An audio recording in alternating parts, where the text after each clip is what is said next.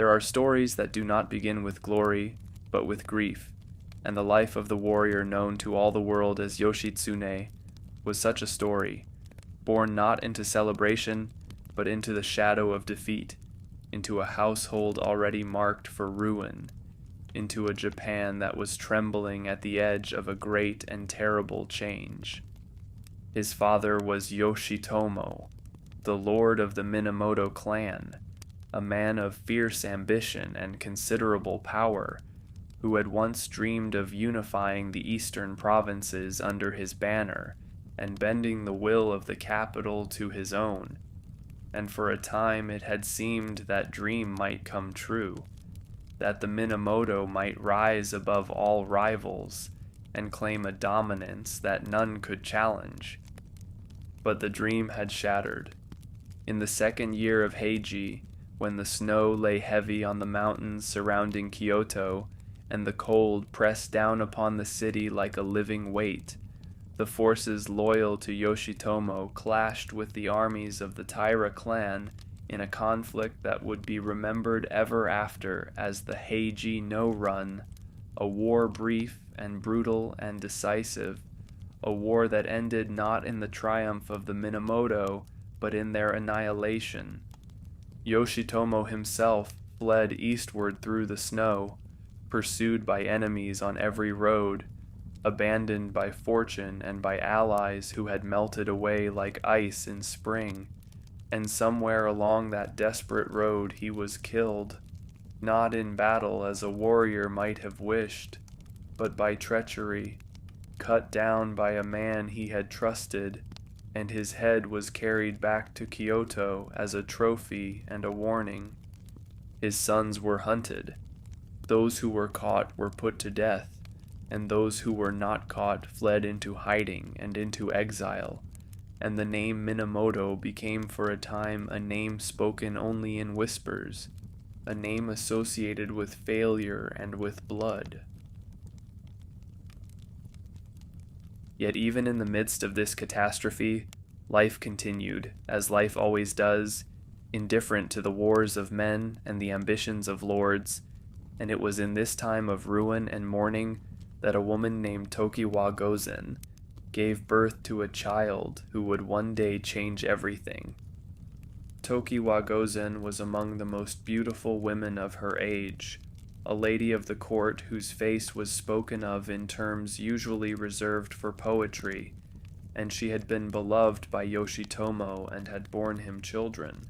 And when Yoshitomo fell, she found herself alone with those children in a city that had become suddenly and terrifyingly dangerous,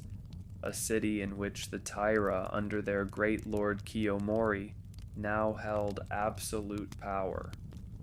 Kiyomori was a man who understood that mercy, when shown to the sons of enemies, had a way of becoming regret, and so he had ordered that the sons of Yoshitomo be found and killed, and his agents were searching through every corner of the capital,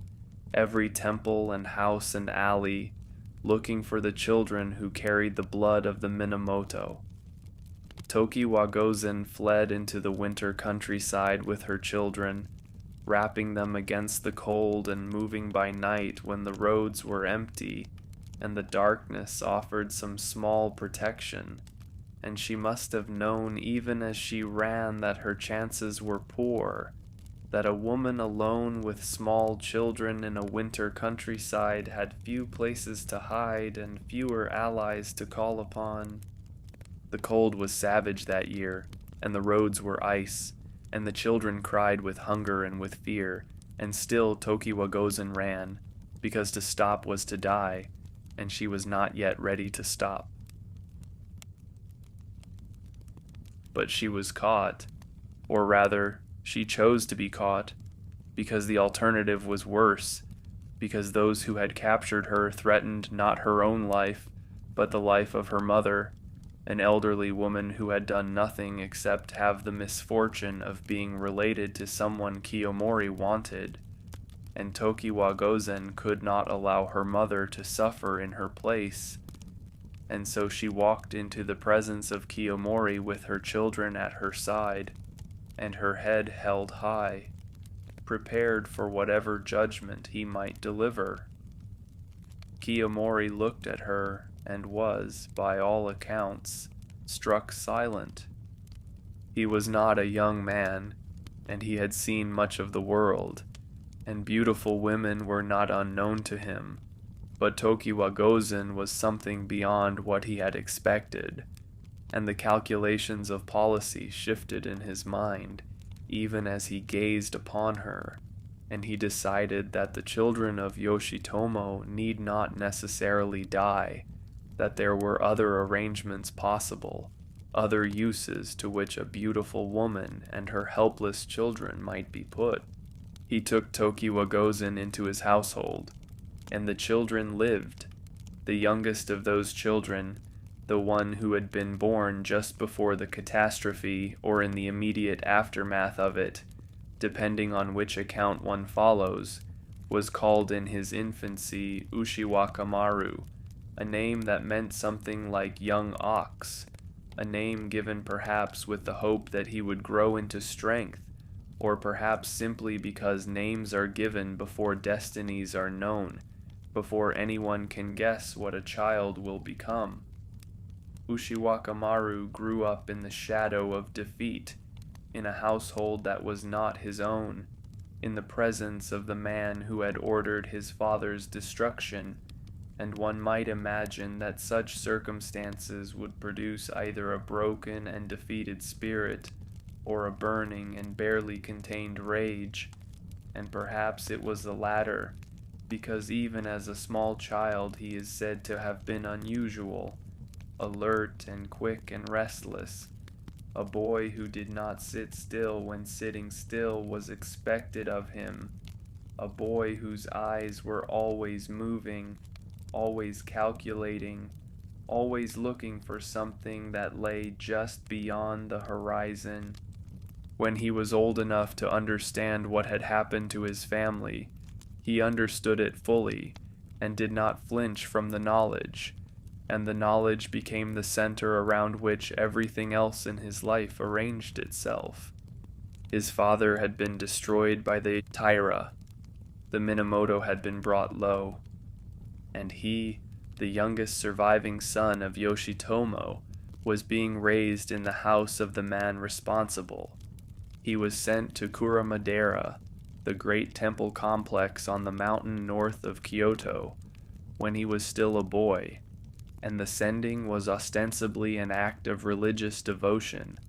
an arrangement by which a child of distinguished family might receive education within a temple community,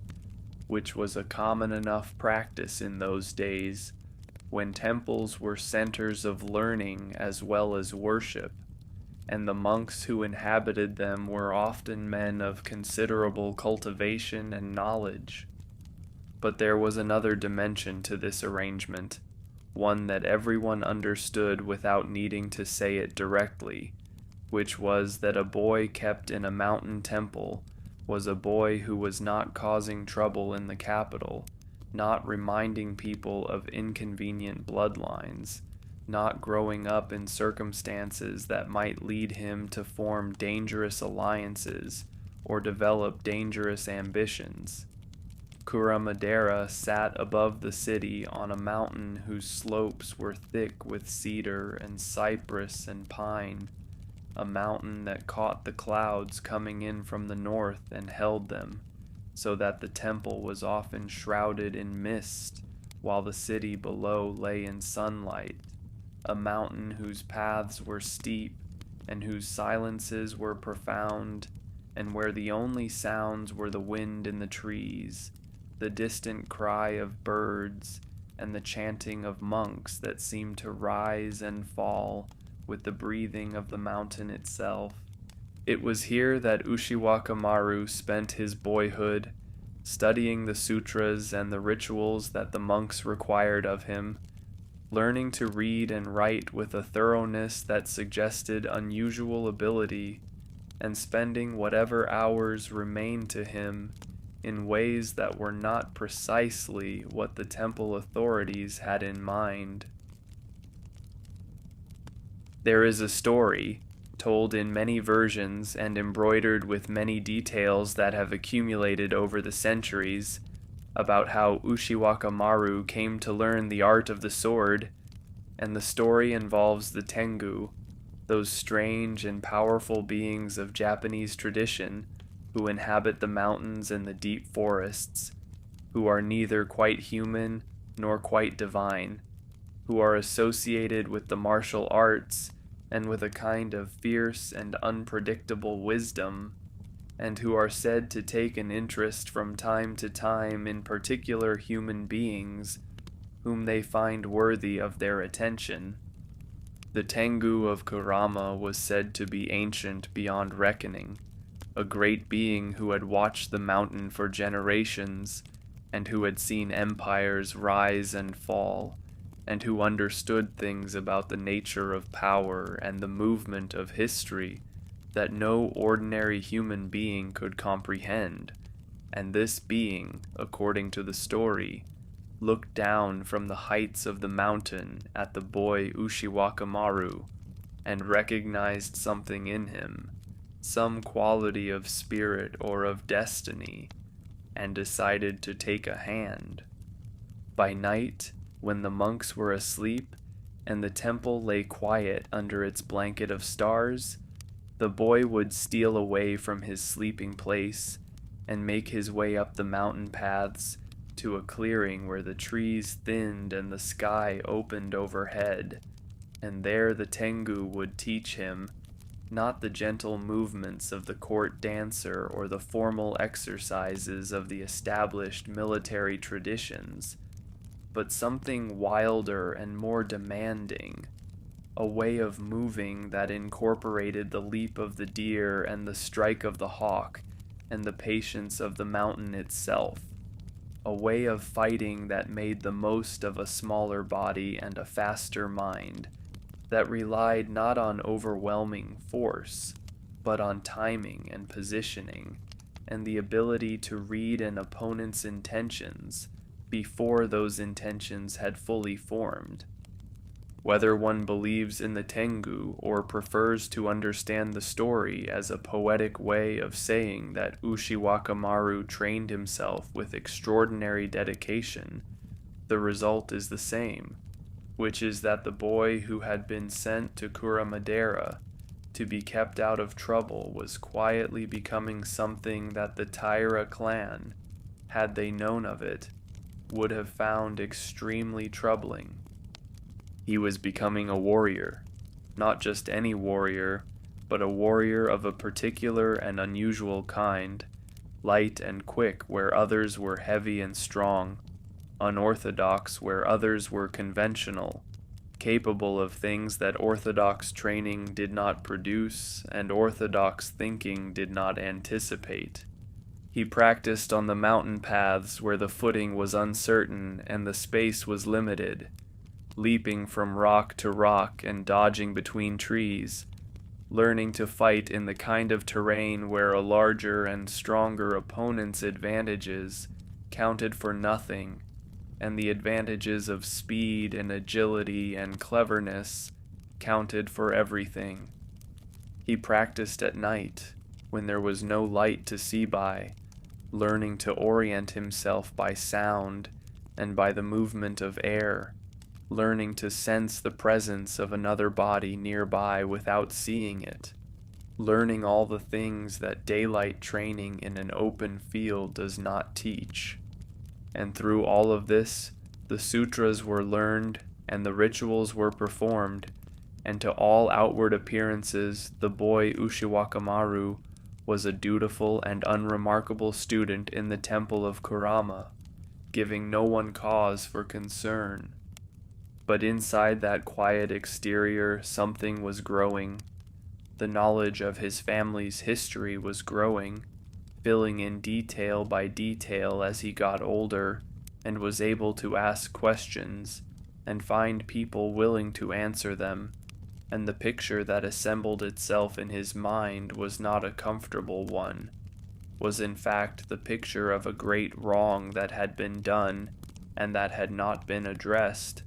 of a father killed by treachery, and a clan broken by the power of rivals who had used every advantage of position and cunning to destroy what the Minamoto had built. And alongside that knowledge was growing something else, which was the awareness of his own capabilities, the slowly accumulating evidence that he was not an ordinary boy, that the training on the mountain paths and the natural gifts with which he had been born were combining into something remarkable, something that the world had not yet seen and did not yet know about. He began, in those years on the mountain, to think about what might be done. Not immediately, not recklessly, but eventually, when the time was right and the circumstances aligned, and there was a chance not merely of striking a blow, but of actually changing something, of reversing what had happened, of restoring to the name Minamoto the honor and the power that the Taira had stripped away. He was perhaps 13 or 14 years old when he first encountered, in the stories told by monks and in the fragments of history that circulated even in that mountain retreat, the name of a man who would become central to everything that followed, the name of his eldest surviving half-brother, who was being held as a kind of political hostage in the eastern provinces, a man named Yoritomo, who was older and more cautious and very different in temperament from the quick and impetuous boy on the mountain, but who carried the same blood and the same legacy and the same knowledge of what the Taira had done to the Minamoto. Yoritomo was in Izunokuni, far to the east, watched over by a local lord who kept him in comfortable captivity, allowing him to live and to marry and to conduct himself with a certain dignity, but never forgetting that he was a prisoner, never allowing him the freedom that might have let him become dangerous. Ushiwakamaru thought about this brother he had never met, this older brother who shared his blood and his grievances, and he thought about what it might mean to find him, to present himself and say, "I am the son of Yoshitomo as you are, and I have not forgotten what was taken from us." He was still a boy, he was still on the mountain, but the mountain could not hold him forever. The man who would change the direction of Ushiwakamaru's life arrived at Kurama not as a warrior or a messenger of destiny, but as a merchant, a man from the northern province of Oshu, who came to the temple on some business of commerce, and who stayed longer than business required, because he found himself drawn into conversation with an unusual boy who asked questions that merchants are not normally asked, questions about the roads to the east, about the nature of the provinces beyond the mountains, about the situation of the various lords and clans who held power in those distant territories. The merchant's name was Kichiji, and he was, as it happened, connected to the great Fujiwara no Hidehira, who ruled the northern province of Oshu with considerable independence from the authority of the capital, a lord who had maintained a kind of separate peace through all the conflicts of recent decades, who had kept his province out of the wars between the Minamoto and the Taira,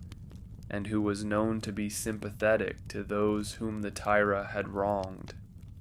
Kichiji looked at the boy who was asking all these questions and recognized something, perhaps the intensity of purpose behind the curiosity, perhaps simply the quality of the questions themselves, and he told Ushiwakamaru what he knew, and Ushiwakamaru listened with the complete attention of someone who has been waiting a very long time to hear exactly this information. The decision was made, though how and when exactly it crystallized, is something the historical record does not preserve with any precision.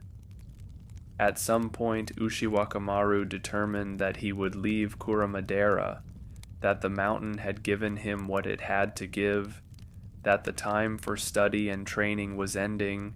and the time for action was beginning, and that the first action was to go east, to find his brother Yoritomo, to become part of whatever was being built or might be built in those distant provinces. He was 16 years old.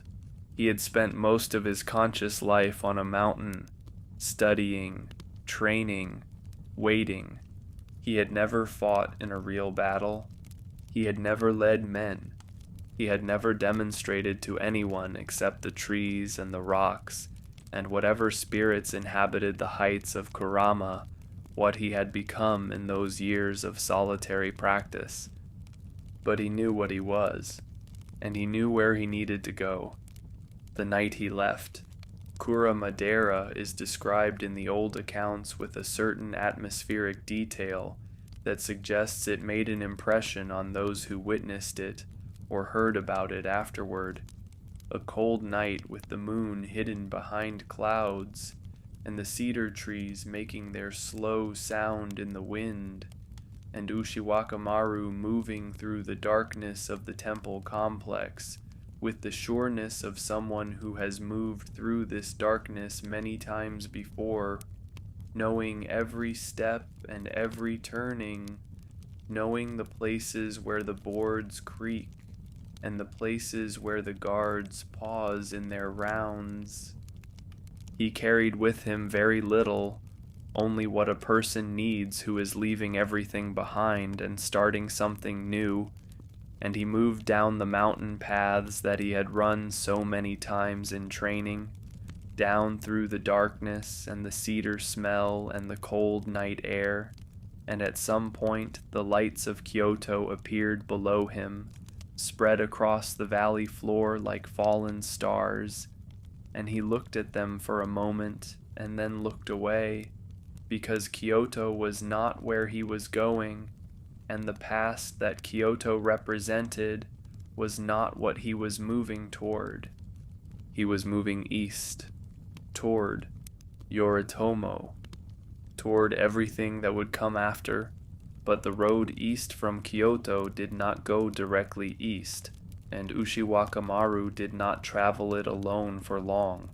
because the story of his journey is also the story of an encounter that would define the rest of his life, an encounter that happened at a bridge in the capital before he had even properly left it behind, an encounter that began in violence and ended in something else entirely. The bridge was Gojo-no-hashi, a wooden bridge spanning one of the rivers of Kyoto, and it was known at the time for a particular reason that had nothing to do with the architecture or the location, which was that a giant of a monk was in the habit of waiting on it at night and challenging the swordsmen who crossed it, and taking their weapons when he defeated them, which he invariably did, because the monk in question was not an ordinary man. His name was Musashibo Benkei, and the accounts of him that have come down through the centuries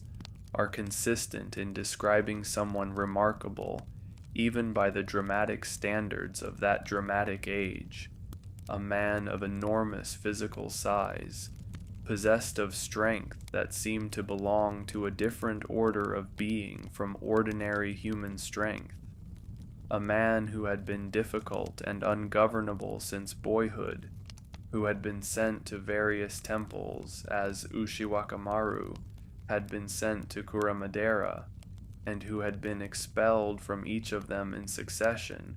because he refused to be contained by the routines and the disciplines that temple life required. Benkei had chosen the bridge as his theater of operations for reasons that are not entirely clear, but that may have had something to do with the symbolic power of bridges as places of transition, places where one world meets another, places where travelers are briefly between one thing and another, and therefore vulnerable in a particular way. He had collected, by the time Ushiwakamaru came to cross the bridge on that fateful night, 999 swords. He needed one more to complete a vow he had made, and the accounts vary on what the vow was and to whom it had been made, but the number is consistent across the tellings, 999, and the 1,000th sword was what he was waiting for. He had not expected the 1,000th sword to be carried by someone who looked like Ushiwakamaru. Ushiwakamaru was 16 years old and slightly built even for 16, with a face that was described even then as unusually fine-featured, almost feminine in its delicacy, and he carried himself with a certain ease that might have been mistaken for carelessness. And when Benkei stepped forward on the bridge and made it clear that the price of crossing was the sword at Ushiwakamaru's side, Ushiwakamaru did not immediately comply, but neither did he appear afraid. He appeared, by most accounts, faintly amused. What happened next on Gojo no Hashi is one of the most celebrated sequences in all of Japanese legend, retold in countless versions across the centuries, reimagined in theater and in art and in story, until it has become something larger than any individual account can contain. And the heart of it is this, that Benkei attacked with the full force of his enormous strength and his considerable skill, and Ushiwakamaru evaded him. Not met him head-on, not tried to match strength with strength, not stood his ground and absorbed the impact, but moved, flowed around the attack like water around a stone, was where Benkei expected him to be, and then was somewhere else entirely, light on his feet in a way that seemed to deny the normal rules of how a body moves, quick in a way that Benkei had never encountered in 999 previous encounters. Benkei swung and hit air. Benkei lunged and found empty space. Benkei pressed forward with all his formidable power and experience, and found himself thoroughly confused, confronting an opponent who seemed to have no weight, no solidity, no fixed position, who was always just beyond the reach of the blow that should have ended it, dancing through the dark air of the bridge with an ease that was somehow more insulting than any direct challenge would have been. It went on for longer than it should have, and when it ended with Benkei kneeling on the bridge and Ushiwakamaru standing over him, which was an outcome that the giant monk had not previously contemplated as a possibility. A lesser man, or a man of different character, might have felt only humiliation in that moment, only the burning shame of defeat at the hands of someone who looked like a boy, and that humiliation might have curdled into resentment and hatred of the kind that does not forgive. But Benkei was not quite a lesser man, despite all his years of ungovernable behavior and his strange obsession with collecting swords from defeated opponents, and what he felt in that moment,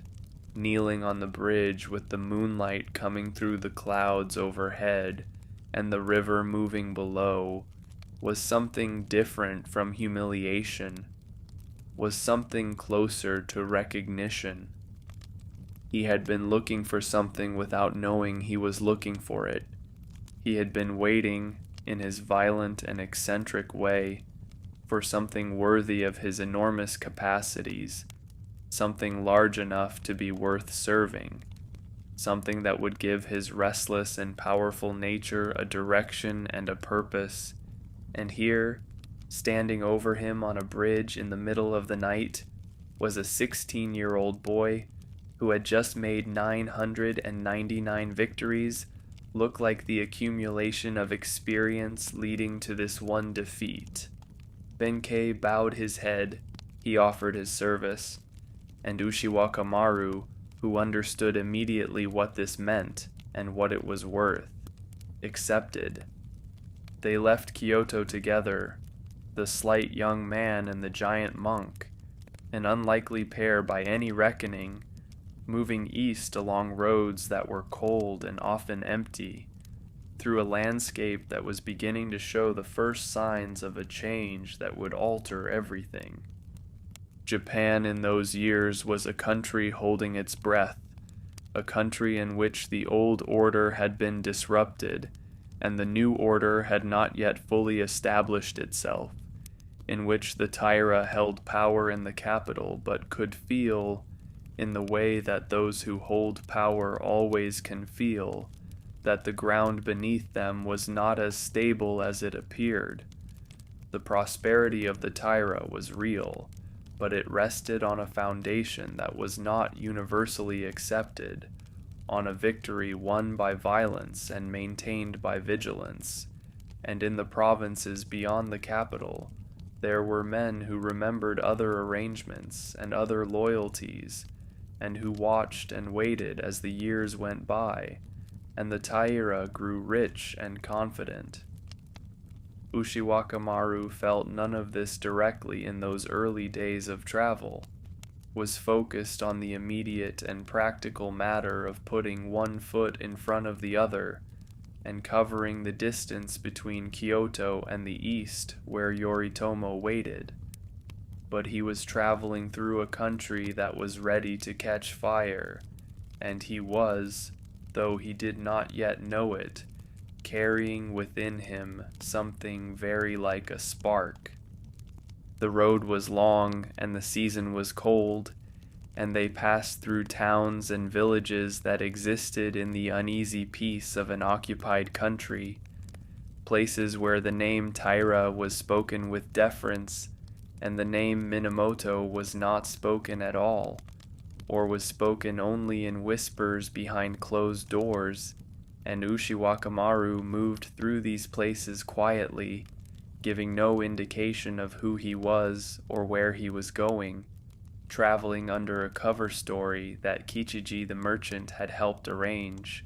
presenting himself as a young man making a journey for reasons that were his own business and that need not concern anyone they met along the way. Benkei was harder to make inconspicuous, being the size he was and having the presence he had, but he was capable of a certain deliberate ordinariness when the situation required it, and the two of them made it through the checkpoints and past the officials without attracting the kind of attention that would have been dangerous. They traveled through the mountains between the capital and the eastern provinces, passes where the snow was still deep even as spring was beginning in the valleys below,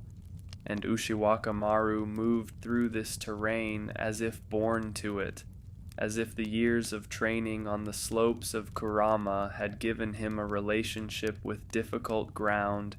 that flat country men simply did not have. The east was waiting, and in the east Yoritomo was waiting, and the story that had begun in grief and defeat was moving now towards something that neither the slight young warrior nor the giant monk at his side could yet fully see, but that both of them could feel approaching. The rest was not yet written, but it was beginning. Part 2. The province of Izunokuni lay far to the east of the capital, a land of mountains and rivers and small coastal plains where the sea came in from the south, and the smell of salt was always present in the air, and it was here that Minamoto no Yoritomo had lived for more than 20 years, in a captivity that was careful and deliberate, and in its way almost comfortable, a captivity designed not to break him, but to contain him, to keep him alive and manageable, and far from the centers of power, where a man of his bloodline and his ambitions might cause trouble. Yoritomo was not a man who visibly chafed against his confinement, was not the kind of person who expressed his frustrations openly or gave his captors reason to tighten the conditions of his existence, and this was not because he lacked feeling,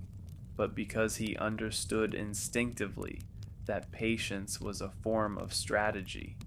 that the man who waits without appearing to wait is more dangerous than the man who rages against his chains. And so he had waited year after year, building quiet relationships with the local warrior families, marrying into the Hojo clan whose lord was his official keeper, learning everything there was to know about the men and the land and the loyalties of the eastern provinces, making himself into something that no one who was not watching very carefully would have recognized as what he actually was, which was a center of gravity, a point around which the dissatisfactions of the East were slowly and silently beginning to organize themselves. Into this carefully constructed situation came Ushiwakamaru, arriving with Benkei at his side and Kichiji the merchant as his guide, presenting himself at the place where Yoritomo was kept and asking to be received, and the meeting that followed between the two brothers who had never met was one of those moments that history records as having been significant, without being able to fully capture what passed between the people involved. Yoritomo was a man in his 30s by this time, cautious and deliberate in his manner, experienced in the art of concealing his thoughts and measuring his words, and he looked at the young man who stood before him, this slight and fine-featured boy who had traveled all the way from Kurama to find him, and whatever he saw in that meeting, he received him as a brother. Ushiwakamaru had brought with him no army, no resources, no political connections of any value, nothing but himself and the enormous, if as yet unproven capabilities that the years on the mountain had developed, and yet Yoritomo received him, incorporated him into the household, began the process of introducing him to the warrior families of the East, whose support would be necessary for anything that was to come. What the two brothers said to each other in those first days is not recorded, but the shape of what they agreed upon is visible in what happened afterward, which was that Ushiwakamaru became part of Yoritomo's world, committed himself to the project that Yoritomo was building, accepted a role that was for the moment subordinate, but that carried with it the promise of something larger when the time came. The time came sooner than many expected. In the East, the warrior families who had watched the rise of the Taira with resentment and unease were reaching a point where patience was becoming difficult to maintain, where the accumulated grievances of 2 decades were pressing towards some kind of release, and Yoritomo had spent those 2 decades making himself into the person that release would organize itself around, and now the organization was beginning. Messages went out along the roads and the rivers of the eastern provinces, carried by merchants and monks and travelers whose movements attracted no particular attention, and the messages said what they needed to say about the name Minamoto and the wrongs that had been done and the opportunity that was forming,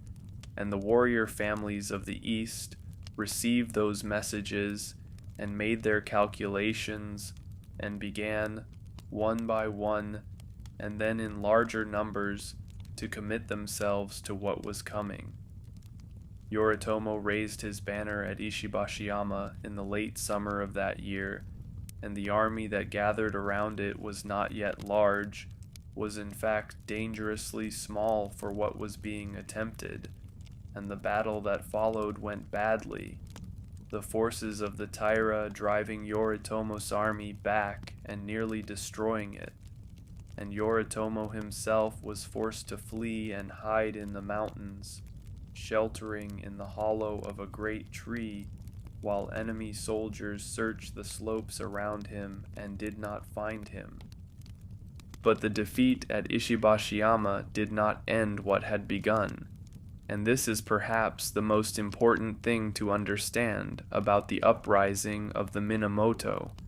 that it was not a single army or a single battle, but a movement, a gathering of energies that had been building for years and that could not be stopped by any single setback. And Yoritomo emerged from his hiding place and made his way to the sea and sailed east to Azuma. And when he arrived, he found that the defeat had not dispersed his followers, but had in some ways concentrated them, had made the choice clear and the commitment firm, and the army that assembled around him in the weeks that followed was far larger than the one that had been scattered at Ishibashiyama. Ushiwakamaru was part of this army, and he was learning in those weeks what it meant to be a military commander in a way that no amount of training on the mountain paths of Kurama could have taught him, learning the logistics and the politics and the endless human complexity of keeping a large group of men moving in the same direction toward the same goal. And he was learning it quickly, with the same intensity that he had brought to the sword work and the footwork and all the other disciplines of the mountain years. The Taira in the capital received news of what was happening in the east, and responded as powerful institutions often respond to challenges from unexpected directions, with a mixture of contempt and alarm. Contempt because the Minamoto were supposed to be finished, alarm because the reports coming in from the east suggested that something real was forming, something that could not be simply dismissed, and the response that was organized was serious, but perhaps not serious enough, not fast enough, not large enough to meet what was actually coming. Yoritomo established his headquarters at Kamakura, a location on the eastern coast that had certain natural advantages of terrain, and that was far enough from the capital to give him room to build and organize without immediate interference. And from Kamakura he began the work of creating not just an army, but a system,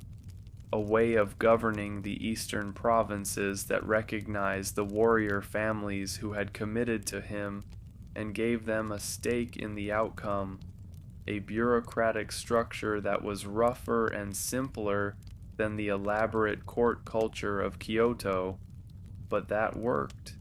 that got things done, that held together under pressure. It was in this period that the different characters of the two brothers became apparent in ways that would matter greatly later, because Yoritomo was a man who thought in terms of systems and institutions, who understood that winning a war meant creating something that could outlast the war itself, while Ushiwakamaru was a man who thought in terms of battles and moments, who was drawn to the immediate and the concrete, who was brilliant at the thing in front of him, but less interested in the thing that would come after. These are not failures of character, but differences of nature, and they are relevant because they explain much of what followed, both the extraordinary military victories and the tragedy that came after them. The campaigns began in earnest in the third year of Juei, when Yoritomo sent his forces westward toward the capital, and among the commanders he appointed was Ushiwakamaru, who received his first independent command with a seriousness that suggested he had understood all along that this moment would come and had been preparing for it through every year on the mountain and every week in the east. The army that Ushiwakamaru led was not the largest of the forces being deployed, but it was his, and he moved it with a confidence and a speed that immediately distinguished his operations from those of commanders who had been doing this longer, a confidence that came not from recklessness,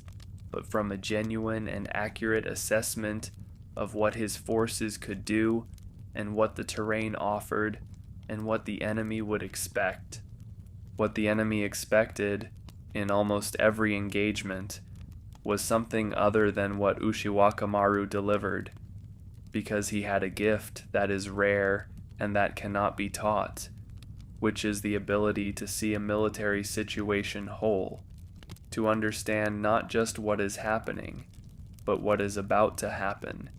to make decisions faster than the opponent can respond, and to position forces in places where they will have maximum effect before the opponent realizes they are moving. He was not yet 20 years old. He had never commanded an army before, and he was already doing things that older and more experienced commanders would discuss and debate and try to understand for generations after he was gone. The Western campaign moved through the late autumn and into winter, through mountain passes where the snow was beginning to fall and the roads were becoming difficult, and Ushiwakamaru drove his forces through conditions that would have slowed other commanders, through terrain that other commanders would have waited to negotiate until the season improved, because he understood that speed was itself a weapon, that the opponent who is always reacting to your movements has no time to plan movements of his own, and that the winter that makes movement difficult for you makes it equally difficult for your enemy, and the commander who is willing to move in winter gains the initiative over the commander who waits for spring. The Taira fell back before this pressure, retreating westward toward their strongholds closer to the sea, and the capital that they had held for so long began to feel for the first time genuinely threatened, and the court culture of Kyoto that had grown around Taira no Kiyomori's power looked westward at the approaching armies of the Minamoto and felt a cold that had nothing to do with the season. Kiyomori himself was dead by this time, taken by illness in the previous year, and his death had removed from the Taira the one figure who had the combination of vision and ruthlessness and tactical understanding to give the clan a chance against what was coming, and those who came after him were capable men in many ways, but were not equal to what they were facing. The heir who succeeded Kiyomori was his son Munamori, a man described in the accounts of the time as handsome and cultured, and thoroughly unsuited to the brutal demands of the situation in which he found himself, a man who had grown up in the absolute confidence that the Taira would always prevail, and who now discovered that confidence to be a poor substitute for the kind of cold and practical intelligence that military crisis requires, and the decisions he made in those months were not the decisions of a man who fully understood what was happening to him and his clan. The Taira had one significant advantage remaining, which was the sea. They were a clan with deep roots in the coastal regions of western Japan, with knowledge of the tides and the currents, and the behavior of ships in weather that the eastern warrior clans who formed the core of Yoritomo's army did not share, and they had retreated toward the sea deliberately, understanding that whatever advantages the Minamoto possessed on land were reduced or eliminated on the water, where the Taira could maneuver and supply and withdraw in ways that a land-based army could not easily counter. They took the young emperor with them when they retreated, the child Antoku, who was barely old enough to understand what was happening around him, whose presence with the Taira gave those retreating forces a legitimacy that pure military power alone could not provide, because the emperor was not simply a political figure, but a sacred one, the living embodiment of the divine authority that stood at the center of Japanese civilization, and whoever held the emperor held something that could not be dismissed or ignored. This was the situation that Ushiwaka Maru confronted as he drove his forces westward through the winter landscape, pushing the Taira back toward the coast, compressing the territory they controlled, preparing for the engagements that both sides knew were coming,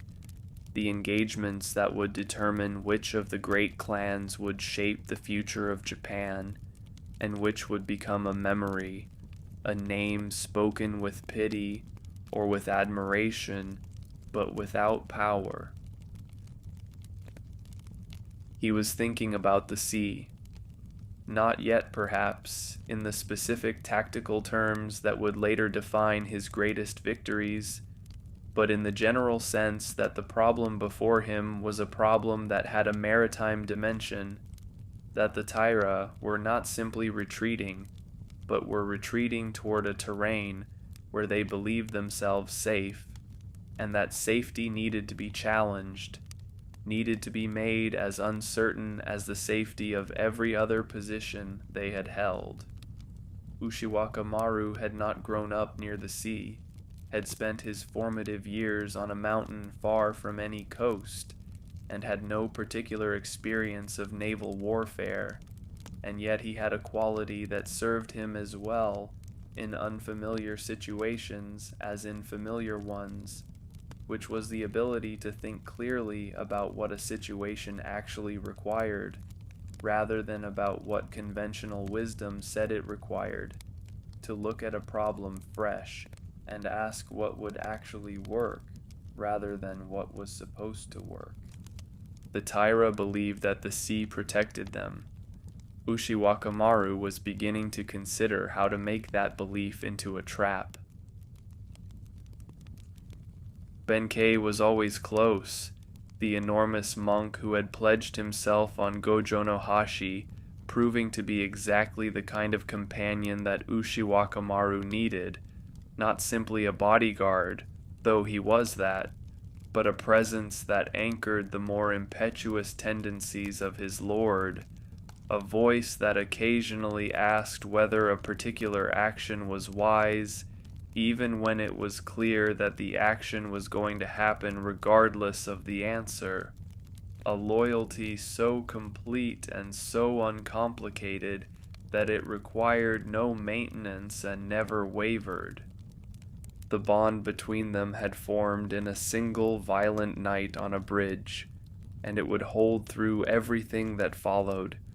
through victories that seemed to confirm that Ushiwaka Maru was somehow more than ordinary, and through disasters that demonstrated that he was also entirely human, and Benkei would be there through all of it, the fixed point around which the storms of Ushiwaka Maru's life moved without ever quite touching him. Yoritomo in Kamakura received reports of his brother's progress with a satisfaction that was mixed with something more complicated, because Ushiwaka Maru was succeeding brilliantly, and this was exactly what was needed. But the manner of the success and the independence with which it was being achieved was already generating in Yoritomo's careful and systematic mind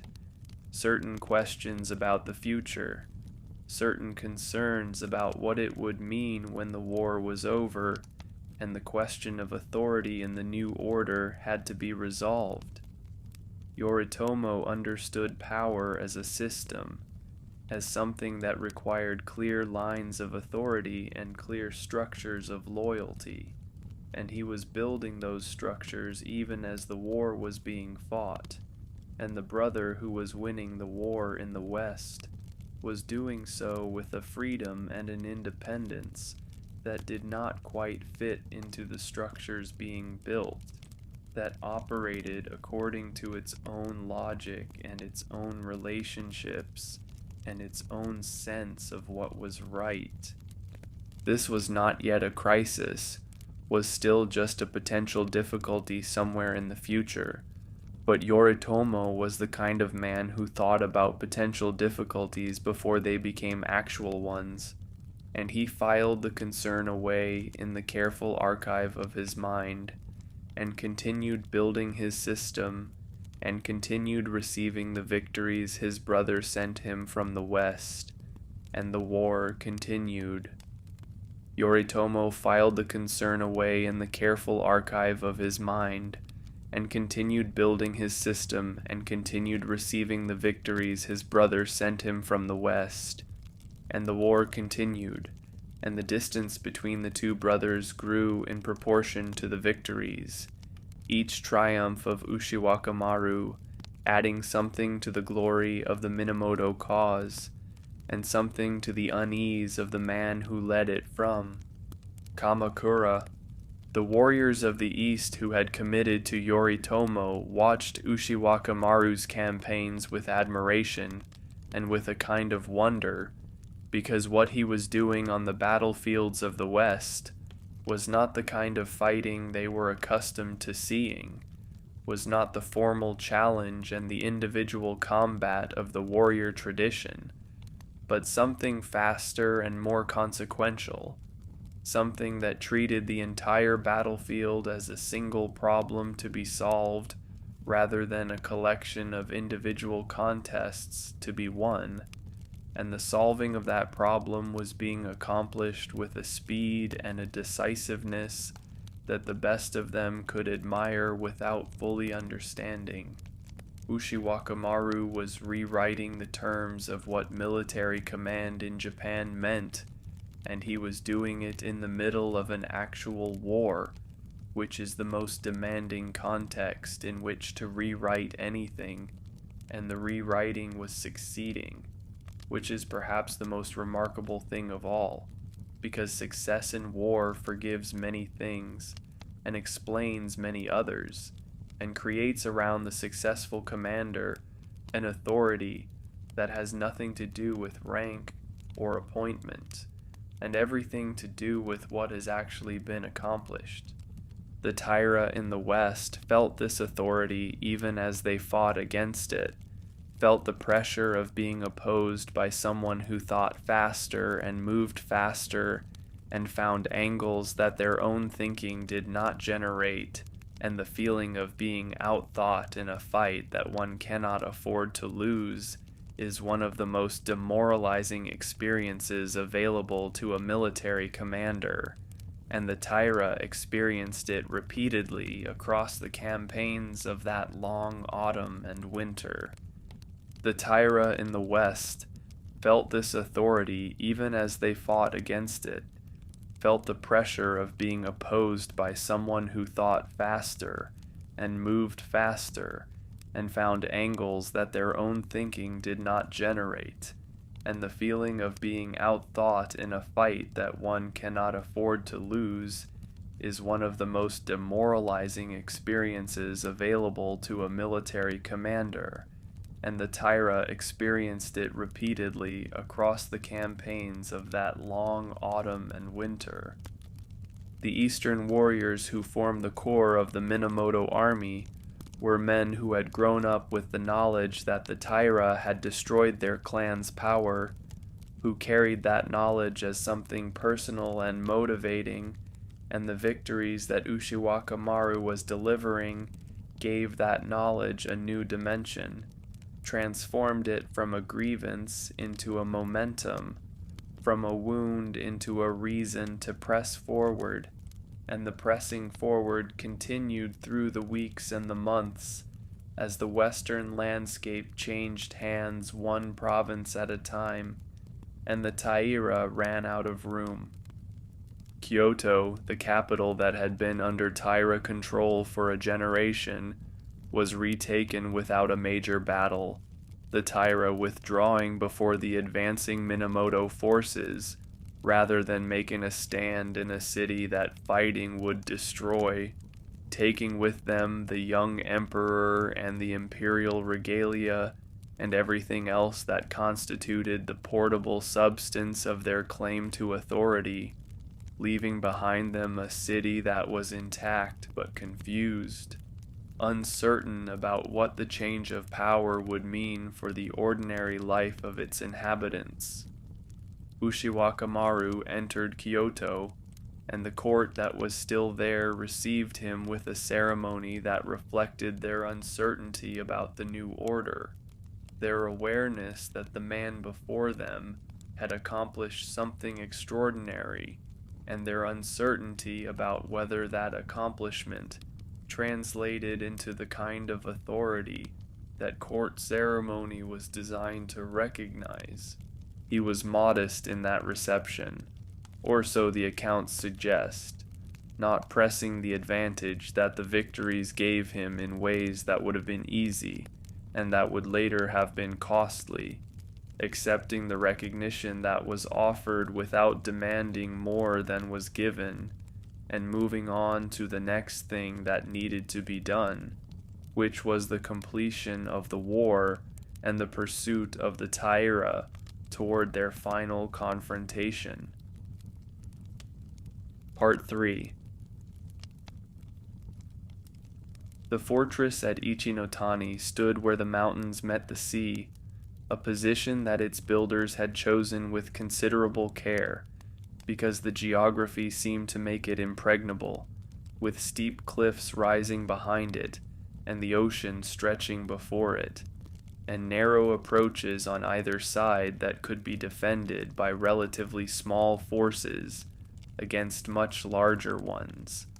And the Taira had withdrawn there, and fortified it, and settled in with the confidence of people who believe that the ground beneath them cannot be taken. They were wrong, but the wrongness of their confidence was not immediately apparent, because Ichinotani was indeed difficult to attack by conventional means, and the forces that Ushiwakamaru and the other Minamoto commanders had brought to the western region were not equipped for the kind of siege warfare that a frontal assault on such a position would require, and the conventional military wisdom of the time said that the proper approach was patience, was containment, was waiting for the defenders to exhaust their supplies and their resolve, and eventually to negotiate terms or attempt a breakout that could be defeated in the open. Ushiwakamaru did not find conventional military wisdom particularly compelling. He looked at Ichinotani, and he looked at the cliffs behind it, the cliffs that everyone agreed were impassable, the cliffs that the Taira had not fortified because no one fortifies what cannot be climbed, and he asked his commanders about the cliffs, and they told him what he already knew, which was that the cliffs were not passable for an army, that the slope was too steep, and the footing too uncertain, and the exposure too great. He asked about deer. The question surprised the commanders, who had not been expecting a question about deer, and they told him that yes, deer were sometimes seen on those slopes, that the animals picked paths through the terrain that seemed impossibly steep for anything larger than a bird, and Ushiwakamaru listened to this and thought about it, and made a decision that the commanders found alarming, and that history has found extraordinary. He would take a force of cavalry down the cliff, not all of his forces, not the main body of the attack, but a selected group of horsemen who would descend the cliff, while the frontal assault drew the defenders' attention to the approaches at ground level, who would appear behind the fortress at a moment when its defenders were committed to fighting in the opposite direction, who would create the kind of chaos and terror that only an attack from the impossible direction can create.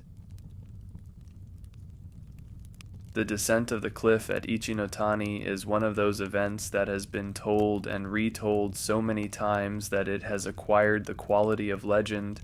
even though it actually happened, a quality of the impossible made real that resists the dampening effect of historical analysis and continues to produce in the imagination a vivid and almost physical sensation of what it must have been like. The horses and the riders picking their way down a slope that horses were not supposed to be able to descend, the sound of hooves on rock and the spray of loose stones and the sea far below glittering in the winter light.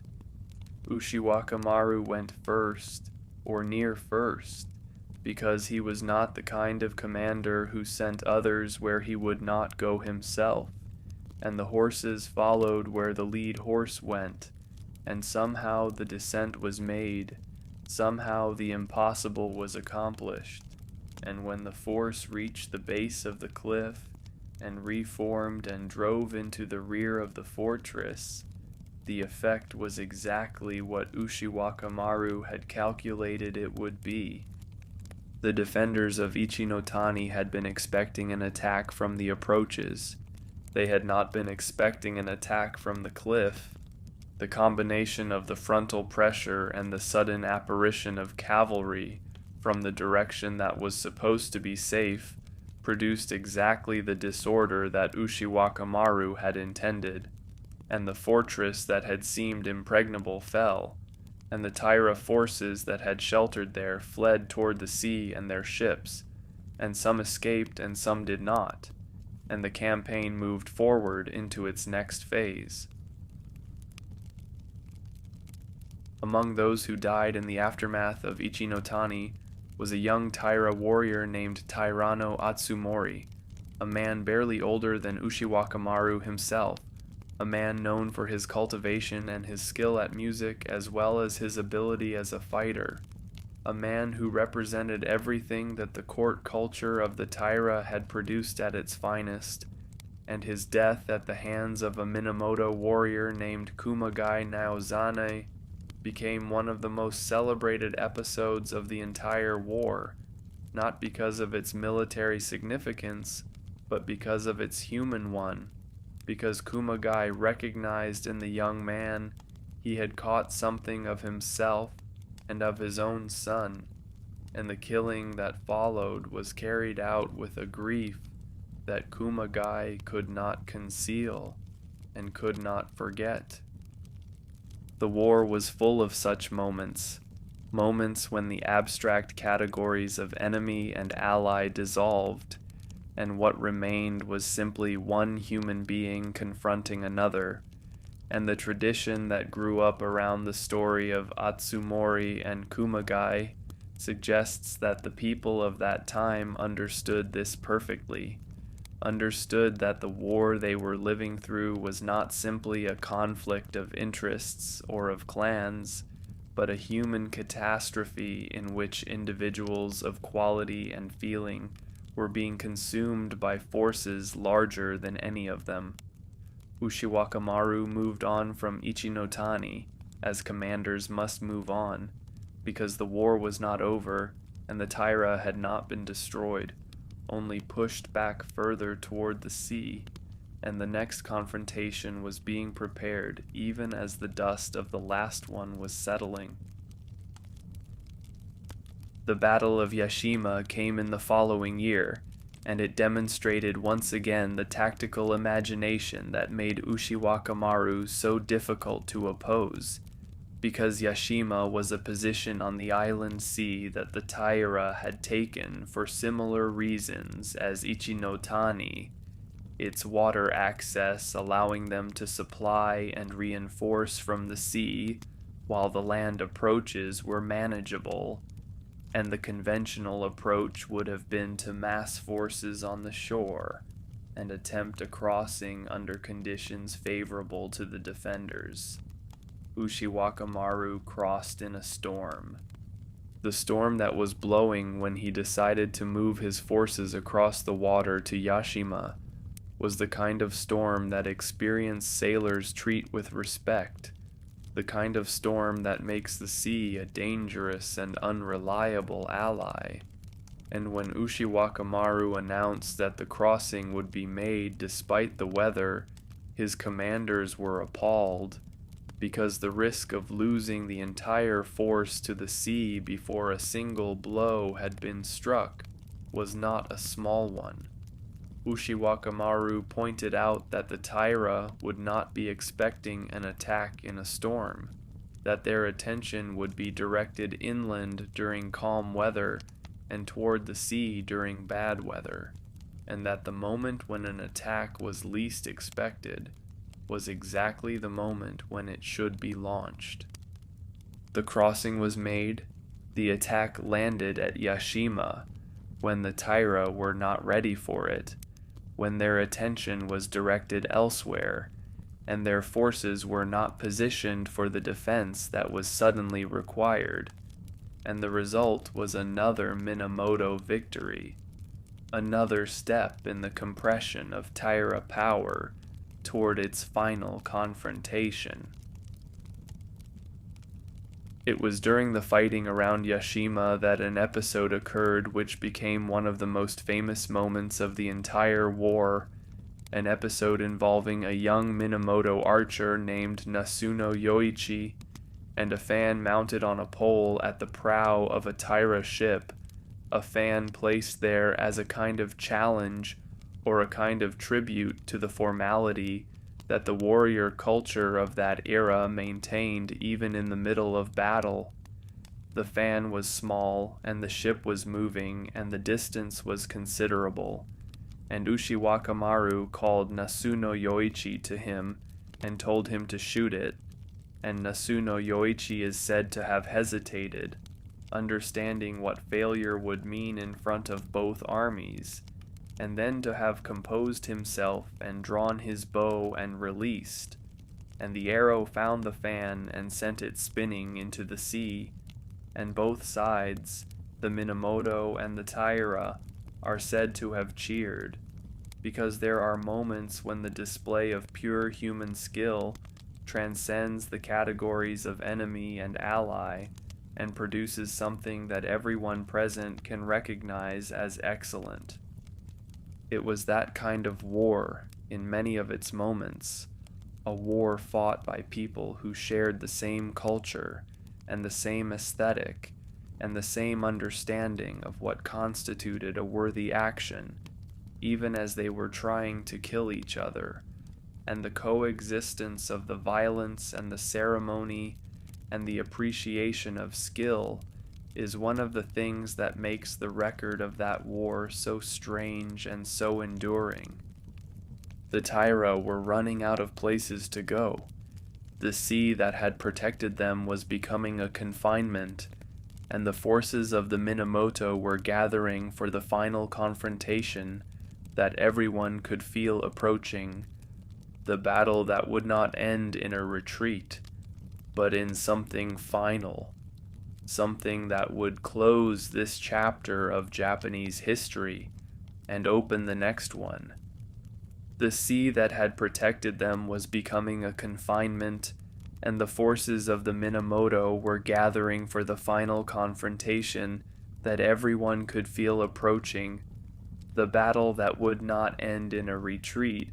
but in something final,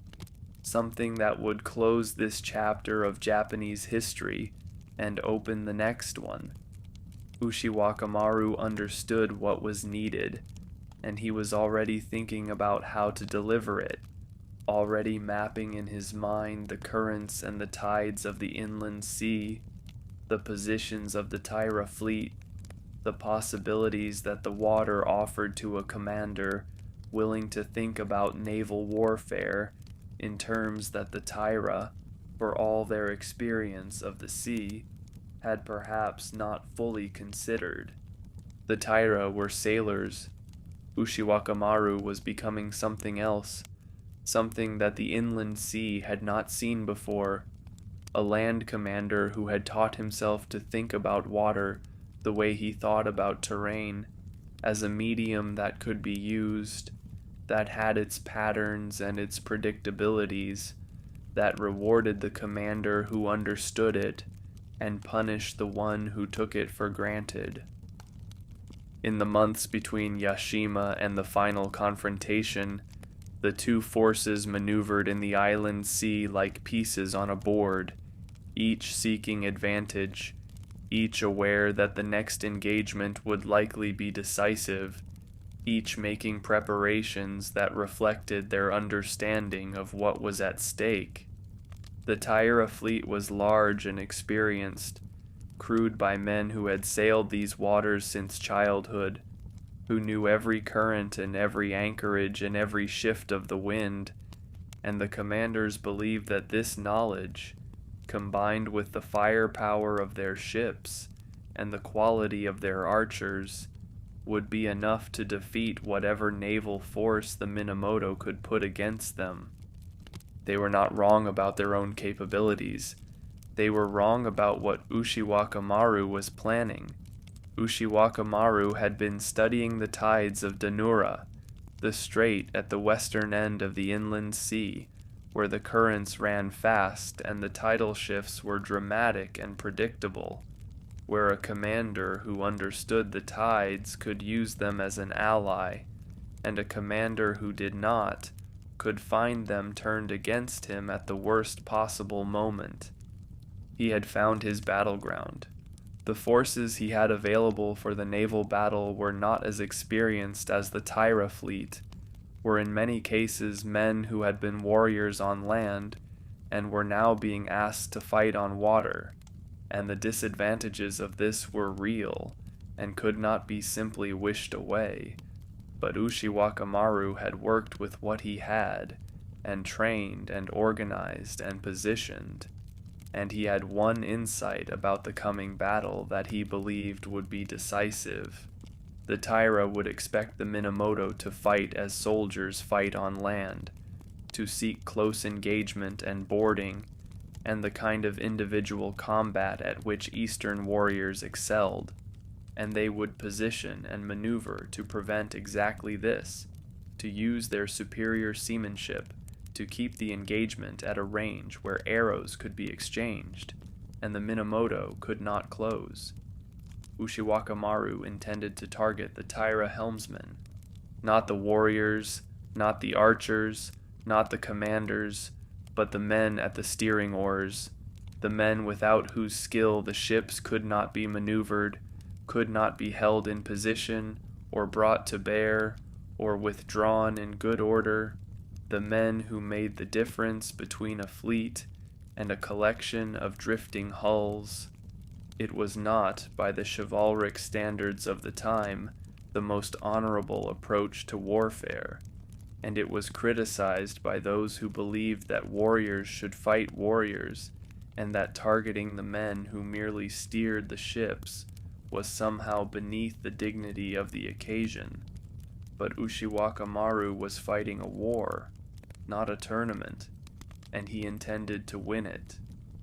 Ushiwakamaru was fighting a war, not a tournament, and he intended to win it. The plan required the cooperation of the tides and the courage of men who were being asked to do something genuinely dangerous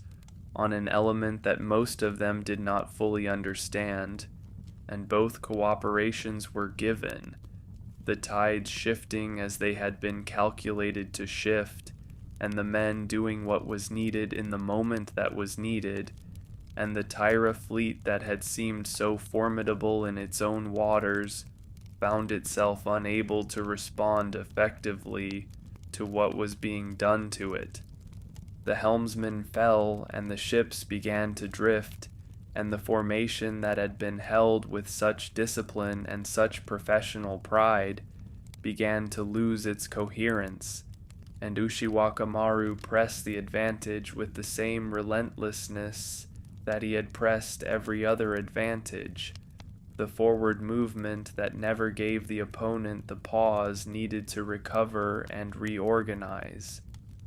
The day of Dan-no-ura was not yet, but it was approaching,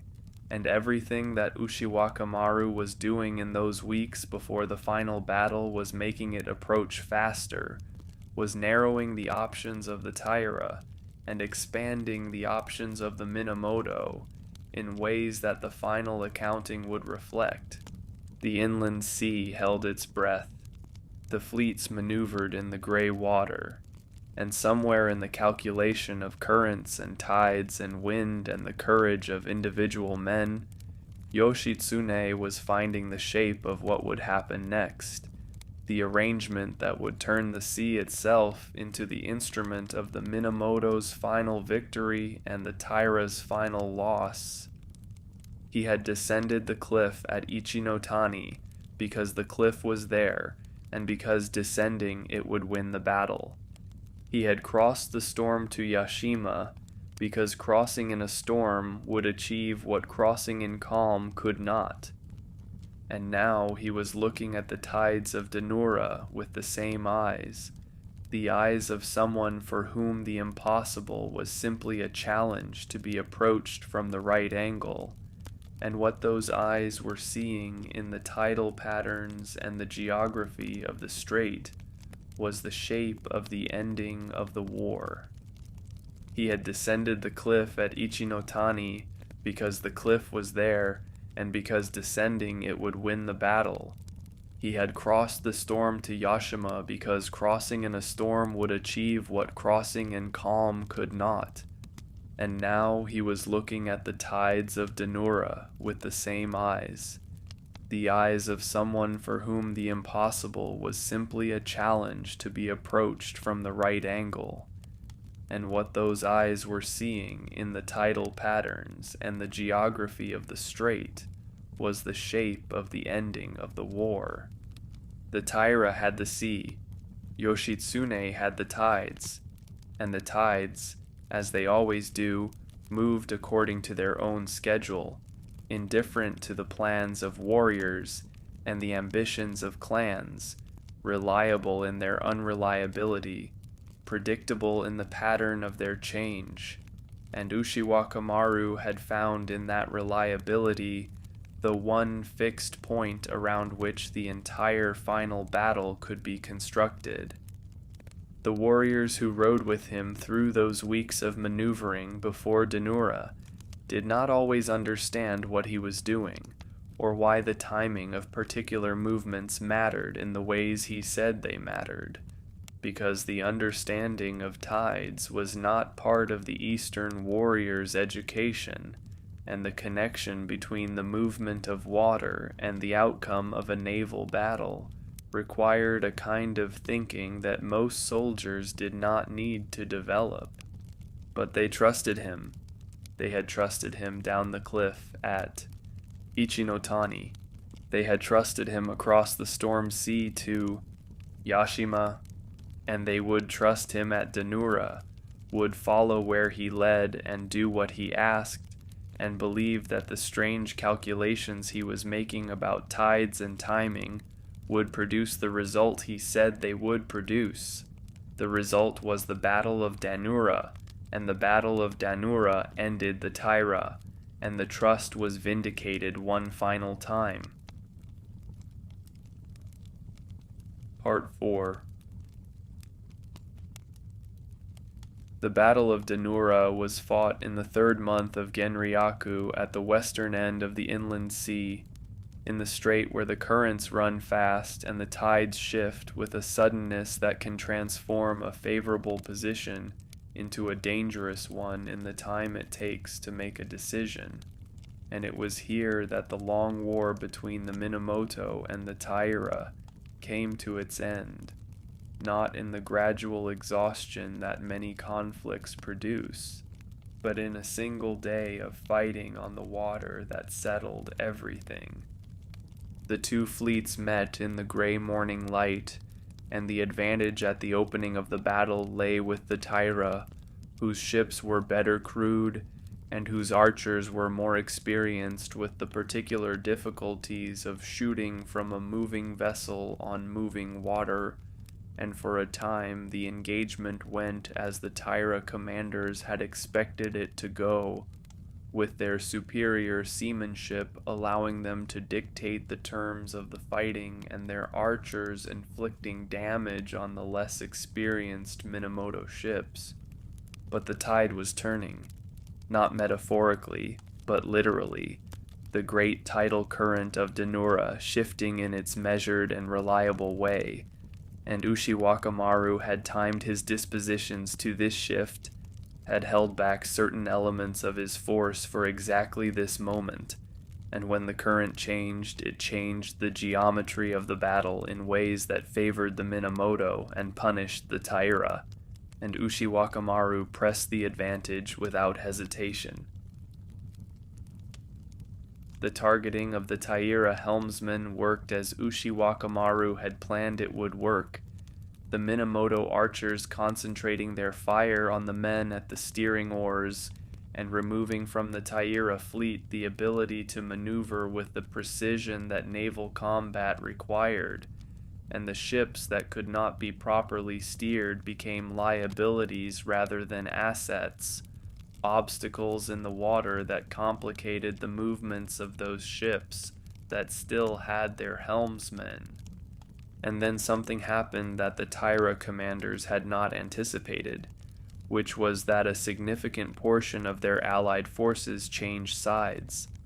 The defection of forces that had committed to one side and then found it expedient to commit to the other was not unusual in the wars of that period, was in fact a recognized element of the calculations that commanders made when assessing their situations. But the defection at Dan-no-ura came at the worst possible moment for the Taira, when the battle had already shifted, and the change of sides transformed a difficult situation into a catastrophic one, and what had been a close and uncertain engagement became a rout. The Taira who saw what was happening understood what it meant, and those who had the means to make a choice made it quickly, some fighting on with a courage that had nowhere left to go, and some doing what those who know a battle is lost sometimes do, choosing the manner of their own ending rather than leaving it to the enemy.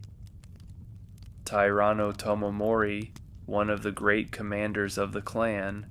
a man who had fought throughout the long war with a skill and a ferocity that his enemies respected, is said to have put on 2 suits of armor, doubling his weight, and walked into the sea, choosing the water over capture, and the image of him sinking beneath the waves of Dan-no-ura in his doubled armor became one of the defining images of the end of the Taira, a final act of will in a situation where will was the only thing still available. The Empress Nidono, the grandmother of the young Emperor Antoku, took the child in her arms and walked into the sea as well, telling him as she did that there was another capital beneath the waves, a better place than the one they were leaving, and the child emperor went with her and did not survive, and the sacred regalia that he had carried with him into the sea, the sword that was one of the 3 treasures of the imperial house, was lost and was never recovered, and this loss was mourned for generations as something that could not be repaired. Ushiwakamaru won the Battle of Dan-no-ura, and the winning of it should have been the moment of his greatest triumph, the culmination of everything that had begun with the flight from Kurama and the meeting with Yoritomo, and the campaigns across the west of Japan, and in some ways it was, in the sense that it was complete and decisive, and achieved the military objective that had been set. But Ushiwakamaru was not a man who experienced triumph in a simple or uncomplicated way, and what he felt at Dan-no-ura is not recorded in any way that allows certainty. What is recorded is what happened next, which is that he returned eastward with his victories and his prisoners and the news of what had been accomplished, and he returned to a situation that was already more complicated than the clean clarity of the battlefield, to a relationship with his brother that had been developing its tensions throughout the years of the campaign, and that was now, with the war effectively over, approaching a crisis. Yoritomo had been grateful for the victories. Yoritomo had been less pleased with the manner in which they were achieved, with the relationships Ushiwakamaru had built with court nobles in Kyoto without his sanction, with the authority Ushiwakamaru had exercised over matters that Yoritomo considered to be within his own domain,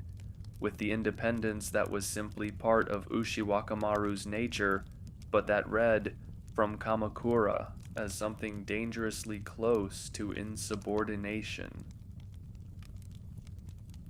The specific incident that brought the tension into the open involved Minamoto no Yoritomo's desire to have a man named Kajiwara Kagetoki present as an observer at the naval campaign,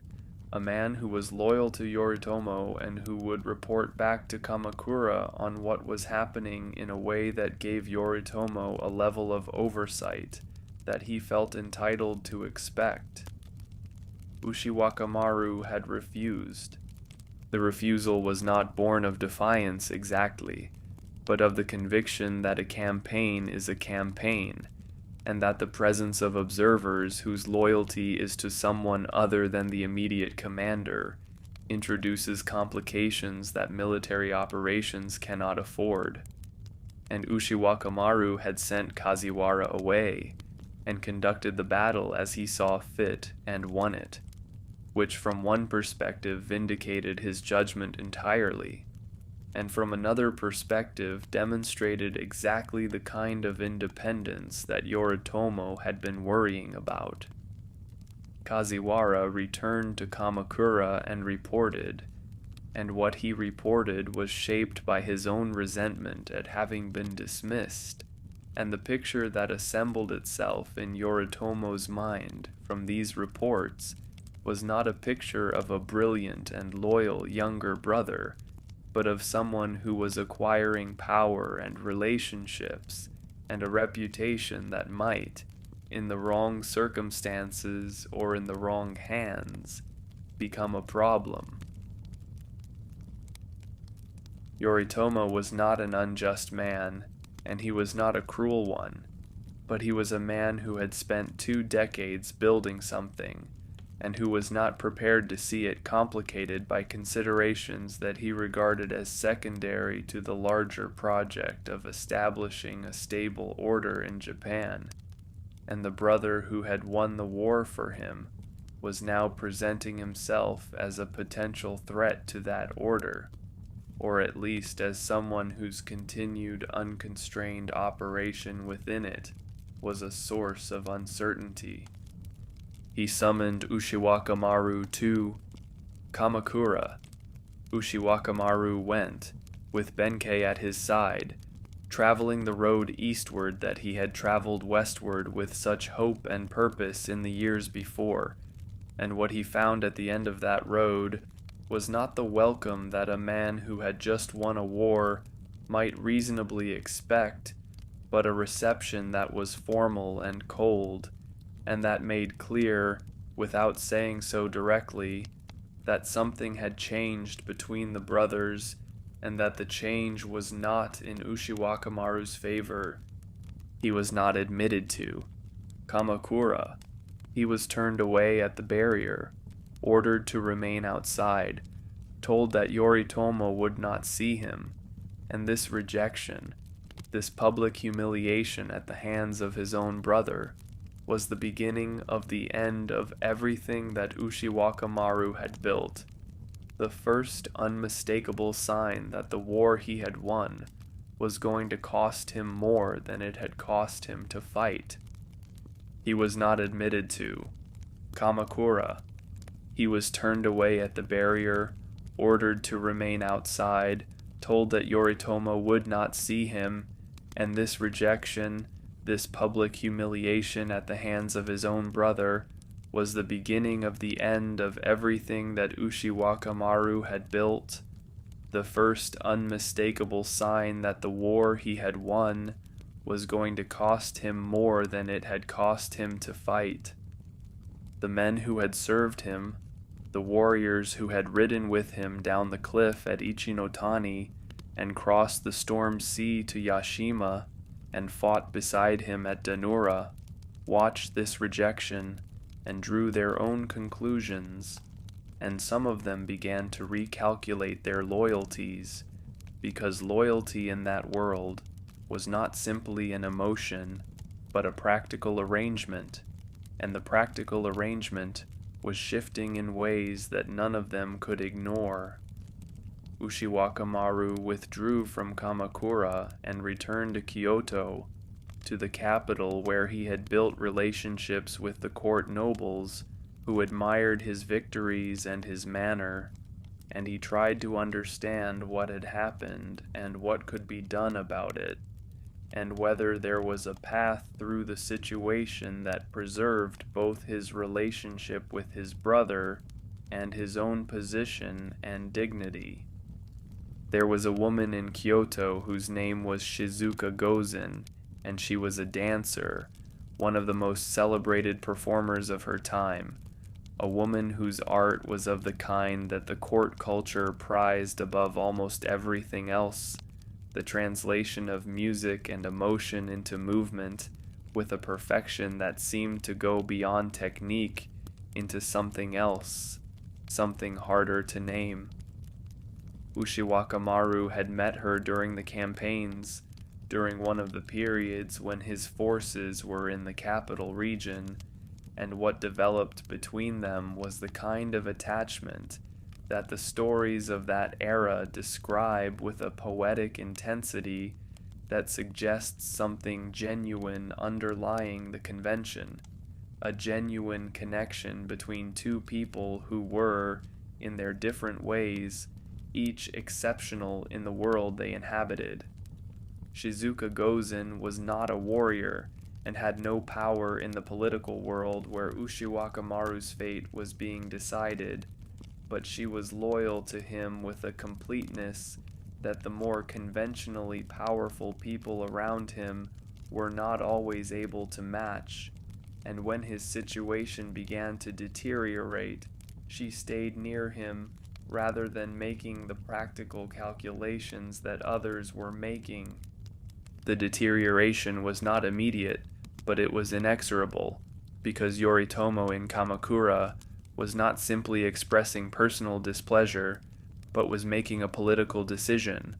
was deciding that Ushiwakamaru could not be permitted to remain in a position of independent power within the system that was being built, and the mechanisms of that system were being turned against him one by one, his allies being pressured or persuaded, his supporters being given reasons to reconsider, his position being eroded from every direction at once. Ushiwakamaru made an attempt to fight back through the political channels that were available to him, appealing to the retired emperor Gotoba Joko and the court in Kyoto for support against Yoritomo, and the appeal was not without some response, because the court had its own reasons for unease about the growing power of the Eastern warriors, and Yoritomo's vision of a new order that would diminish the authority of the traditional institutions of the capital. But the court's support, when it came,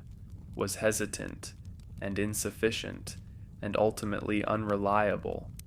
because the court understood that Yoritomo held the real military power in Japan, and that opposing him directly was not something that good wishes and imperial prestige could accomplish, and Ushiwakamaru found himself with the formal backing of institutions that lacked the means to actually protect him. Yoritomo declared his brother an outlaw.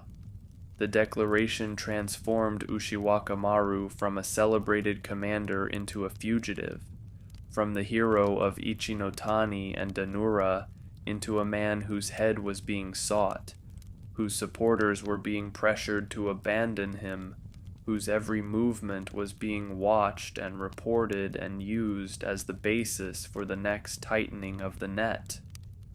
Benkei was still there, as Benkei had always been there,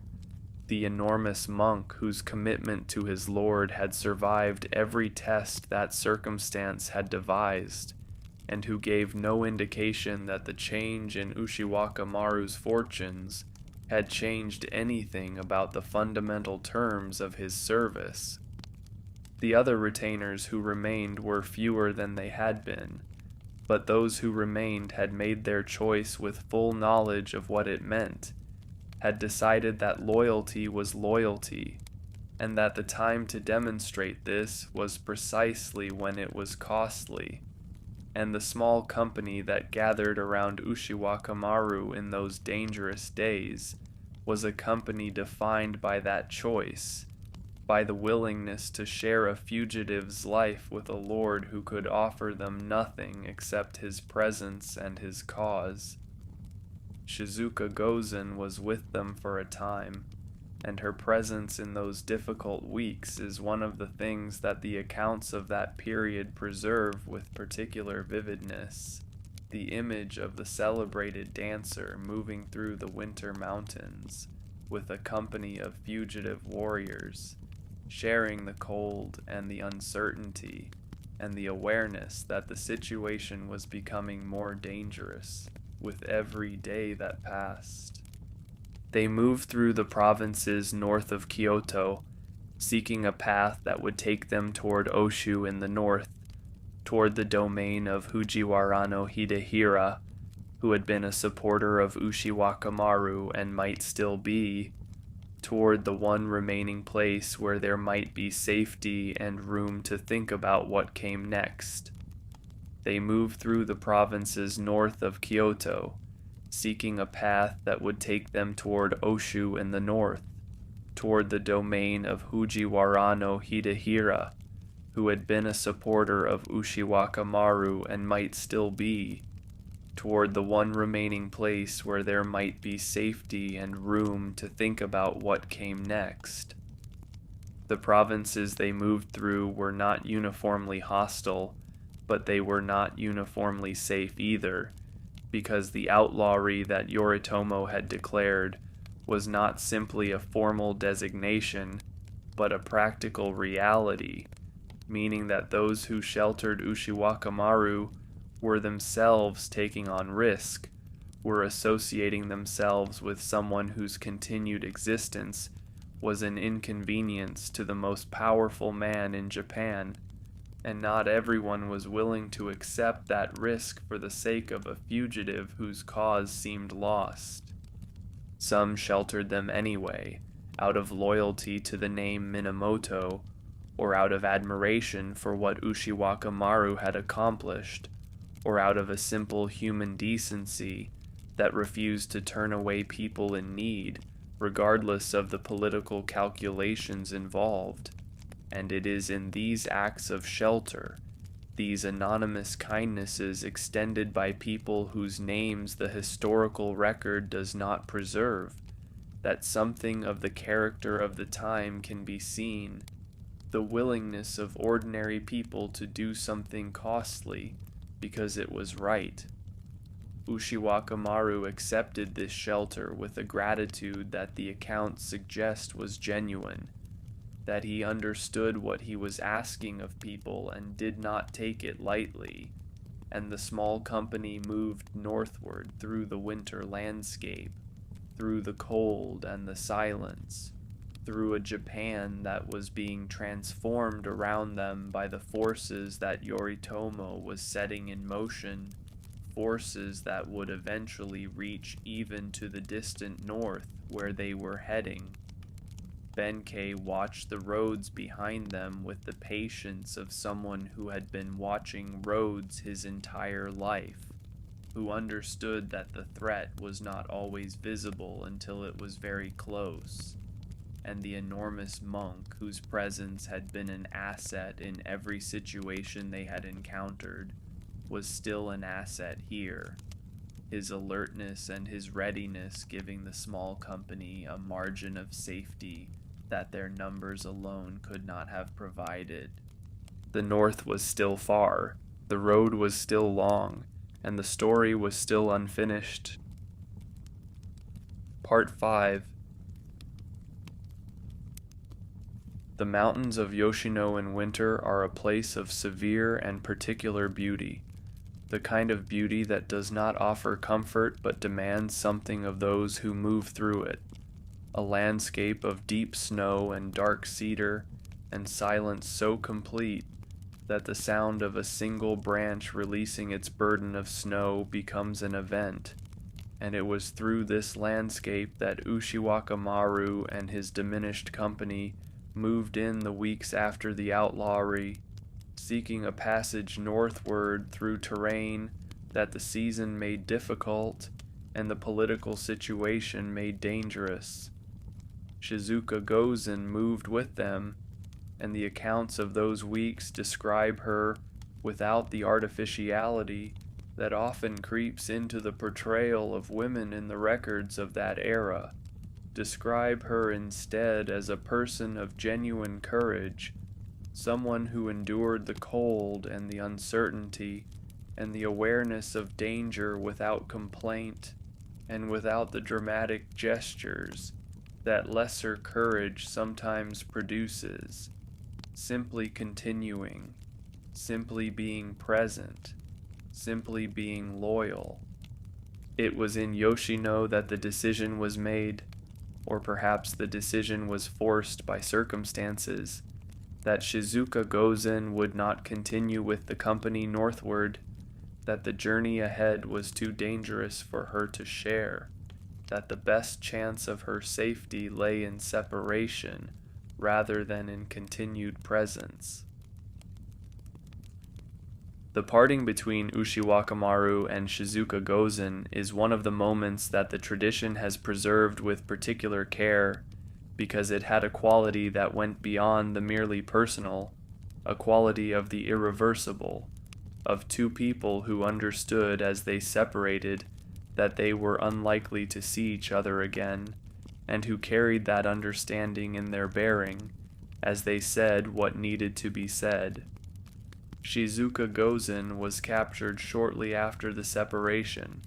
found by agents of Yoritomo in the mountains of Yoshino, and brought to Kamakura, and what happened to her there became another of the celebrated episodes of this whole extraordinary story, because Yoritomo demanded that she dance before the assembled court of Kamakura, a performance in which her art would be turned to a political purpose,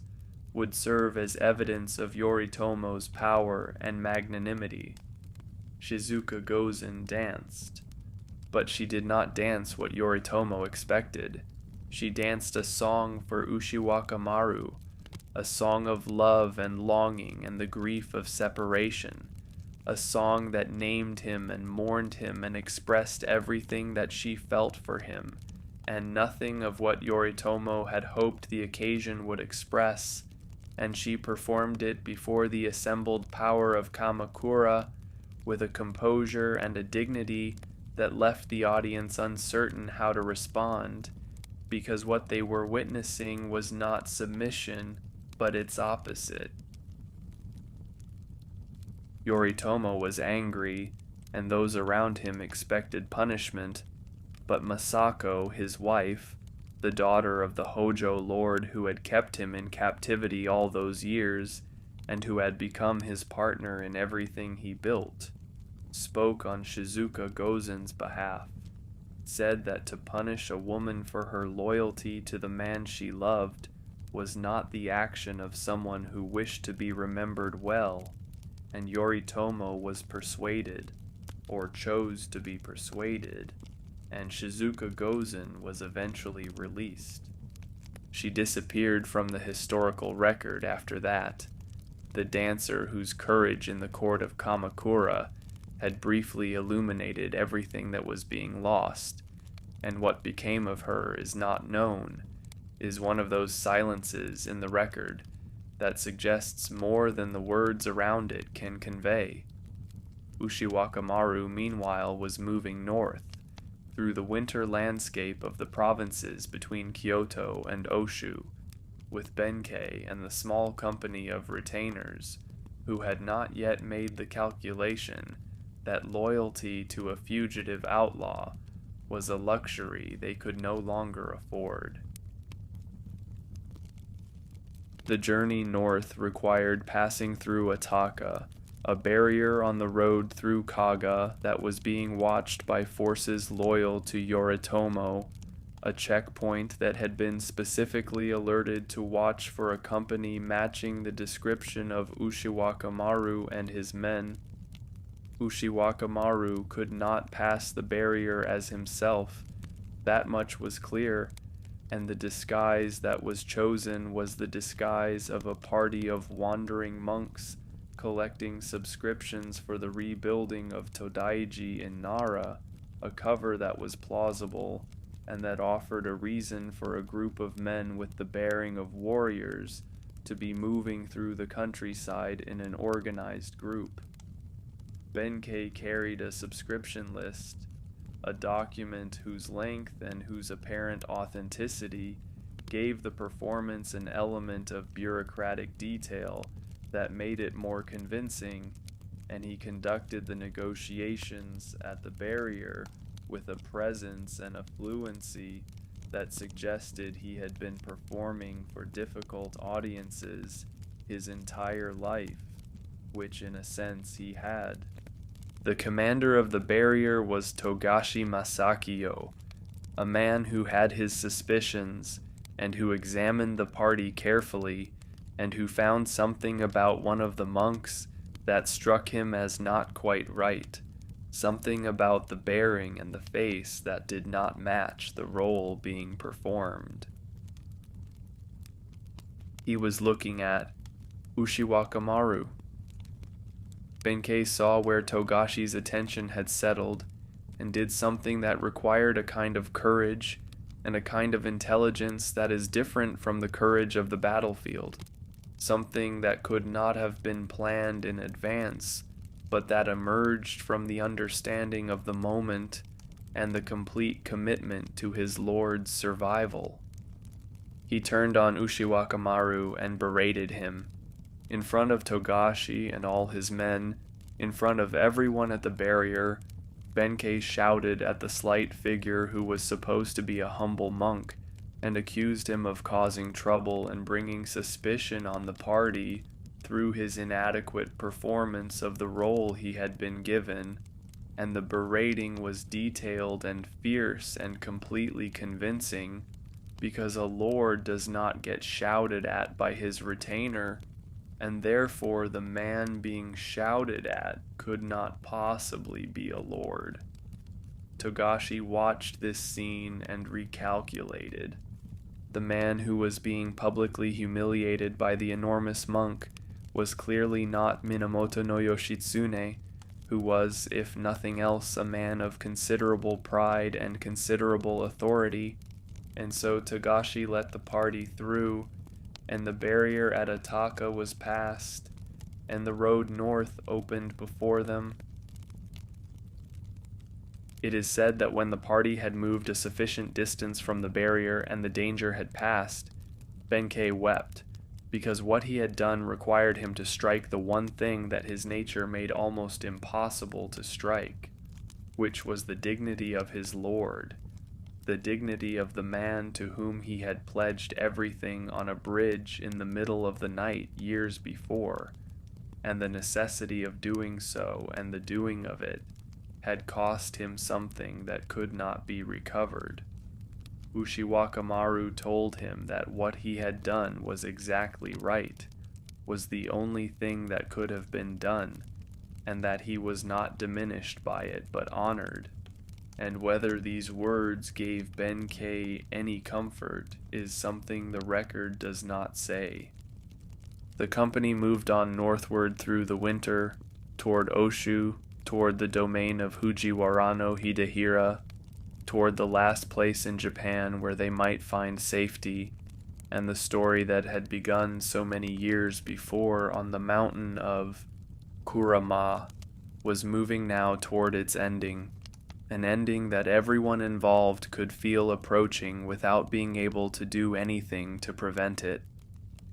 The company moved on northward through the winter, toward Oshu, toward the domain of Fujiwara no Hidehira, toward the last place in Japan where they might find safety,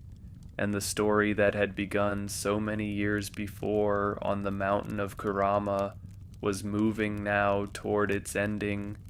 an ending that everyone involved could feel approaching without being able to do anything to prevent it. The road to Oshu was long, and the season was harsh, and the company that made it was smaller than it had once been, but it was a company still, men who had made their choice and were keeping it, and benkei walked at the edge of the group and watched the roads behind them and the roads ahead, with the attention of someone who understood that the danger was not over simply because the barrier at Ataka had been passed, that there were other barriers and other watchers and other moments that would require whatever the last moments had required. Ushiwakamaru moved through this final journey with a quiet that those around him noticed, and that the accounts describe in terms that suggest something beyond ordinary exhaustion, a quality of someone who has understood something that cannot be undone, who has made peace with a situation that peace cannot actually improve, who is continuing not because continuation offers the prospect of improvement, but because continuation is what is available and what his nature requires. The north of Japan in those years was a different world from the capital, and even from the eastern base of Yoritomo's power at Kamakura, a world that had maintained its distance from the conflicts of the central regions through a combination of geographical remoteness and the political skill of its rulers, the Fujiwara lords of Oshu, who had built over generations a prosperity and a culture that owed something to the models of Kyoto, but was also distinctly its own. Fujiwara no Hidehira had been a supporter of Ushiwakamaru, had maintained a relationship of sympathy and respect with the younger warrior throughout the years of the campaigns and the beginning of the difficulties with Yoritomo, and the welcome that Ushiwakamaru received at Hiraizumi, the northern capital of the Fujiwara, was genuine and warm in a way that had become rare. Hidehira was old by this time, his years and his exertions catching up with him, and he understood that the protection he could offer Ushiwakamaru was the protection of a man who did not have unlimited time,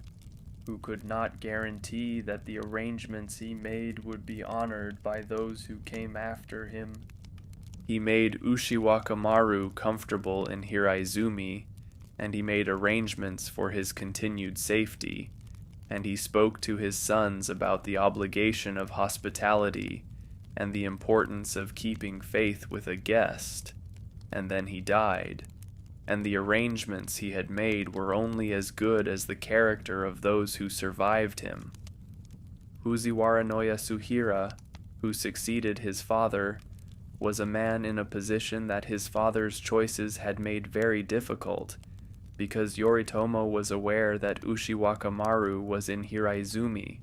and was making his displeasure clear through the channels available to him, and the pressure that came from Kamakura was the pressure of the dominant military power in Japan, a power that Yasuhira could resist in the short term, but could not resist indefinitely. Yoritomo wanted Ushiwakamaru.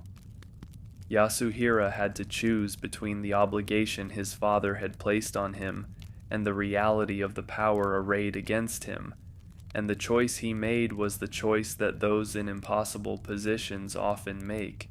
which is the choice of survival over principle, the choice that cannot be called wrong exactly,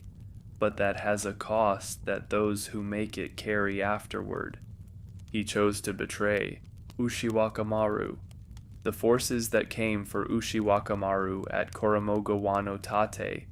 the residence in Hiraizumi, where he had been living under the protection of the Fujiwara, were overwhelming, were not the kind of force against which a small company of loyal retainers could mount a meaningful defense, were the expression of the full military weight of a decision that had been made at the highest level. The last stand of Ushiwakamaru and his men at Koromogawa is the final episode in the long story that had begun with a birth in the shadow of catastrophe and a boyhood on a mountain and a night on a bridge in the middle of Kyoto, and it has the quality that last stands in stories sometimes acquire, a quality of something distilled to its essential elements, everything unnecessary stripped away, only what remains remaining. Benkei stood in the doorway, or so the tradition says, and whether it happened exactly as the tradition says is less important than what the image conveys, which is the completeness of a commitment made on a bridge years before and kept through everything that followed. The enormous monk whose loyalty had been the one constant of an extraordinary and finally tragic life, standing in a doorway so that no one could pass, holding off the arrows and the blades long enough for Ushiwakamaru to do what needed to be done inside. Benkei is said to have died standing, to have received so many arrows that he could not fall, to have been held upright by the weapons that had killed him, and when the soldiers who were waiting for him to fall finally approached and touched him, he collapsed. And this image of the warrior held upright in death by the weapons of his enemies has become one of the defining images of loyalty in the Japanese tradition, the body that would not fall while there was still something to protect. Inside, Ushiwakamaru composed himself. The accounts are spare about this moment, as accounts of such moments often are, giving the bare details and leaving the imagination to supply what words cannot, and what they say is that he performed the rituals appropriate to the situation, that he was attended by his remaining retainers for a brief time, that he expressed something of what he felt about the life he had lived and the way it was ending. He was 31 years old. He had descended the cliff at Ichinotani. He had crossed the storm sea to Yashima. He had won the battle of Dan-no-ura and ended the reign of the Taira and changed the course of Japanese history, and none of it had been enough to protect him from the calculations of the brother who needed the war won, but could not allow the winner to remain. The warrior born in defeat ended in defeat, and this ending, which might seem to negate everything that came before it, does not negate it, cannot negate it, because what Ushiwakamaru did between the birth and the death was real and was extraordinary and is remembered, and the memory is not of the ending but of the life, of the boy on the mountain and the night on the bridge, and the cliff at Ichinotani, and the storm crossing to Yashima and Benkei standing in the doorway, holding. The company moved on northward through the winter, toward Oshu, toward the domain of Fujiwara no Hidehira, toward the last place in Japan where they might find safety, and the story that had begun so many years before on the mountain of Kurama was moving now toward its ending, an ending that everyone involved could feel approaching without being able to do anything to prevent it. The road north from Ataka was long, and the provinces they passed through were cold and largely empty in the winter, the farming communities withdrawn into themselves against the season, the roads used only by those who had no choice, and Ushiwakamaru's small company was among those who had no choice, who moved because stopping meant capture, and capture meant death, who kept going because the only alternative to going forward was the alternative they had not chosen. Benkei had wept at the barrier at Ataka, and the weeping was over now, because Benkei was not a man who wept for long, who allowed grief more than its necessary space before the next thing demanded his attention, and the next thing was always the road ahead and the company around him, and the safety of the man he had sworn to serve. Ushiwakamaru moved through this final stretch of road with the same quality of quietness that those who had been with him since Ichinotani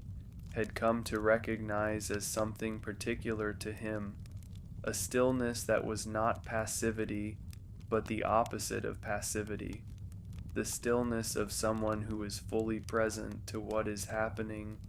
and is not wasting any portion of attention on regret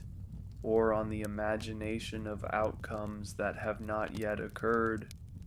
He had always been this way, had always inhabited the present moment with a completeness that made him formidable in battle, because battle is entirely a matter of the present moment, of what is happening now and what can be done about it now. And the man who is not distracted by the past or the future has an advantage that no amount of physical strength or technical skill can fully compensate for. But the quality that made him extraordinary in battle served him now in a different way, helped him endure the endurance, helped him keep going through the winter road and the cold and the awareness of what had been lost, because the present moment did not contain those losses, contained only the road and the company and the next step, and Ushiwakamaru took the next step and the one after that and kept going north. Hiraizumi was still ahead. The story was still unfinished, and Yoshitsune, the warrior born from defeat, walked northward through the winter toward the ending that would make him immortal. Part 6. What remains after a life like Ushiwakamaru's is not simply the record of what was done, though the record is extraordinary and has been preserved with a care that reflects the understanding of those who kept it, that they were dealing with something that should not be lost, but something larger and stranger than a record, something that continues to move in the culture that produced it, long after the events themselves have receded into the past. The story of Yoshitsune, as Ushiwakamaru came to be known by the name that history has given him, became almost immediately after his death something more than history, became a way of thinking about certain things that are otherwise difficult to think about the relationship between extraordinary ability and tragic fate, about the question of what justice means when the world does not supply it, about the specific quality of the beautiful thing that does not endure. There is a word in Japanese, hakanasa, that does not translate simply into English, that points at the quality of the transient and the fragile, at the understanding that beautiful things are beautiful, partly because they do not last, and Yoshitsune became in the Japanese imagination one of the great embodiments of this quality, the warrior whose brilliance was so complete and so flashing that it could not survive in the ordinary world, that the very qualities that made him extraordinary were incompatible with the requirements of long life and political survival. Yoritomo built the Kamakura shogunate that would govern Japan for generations,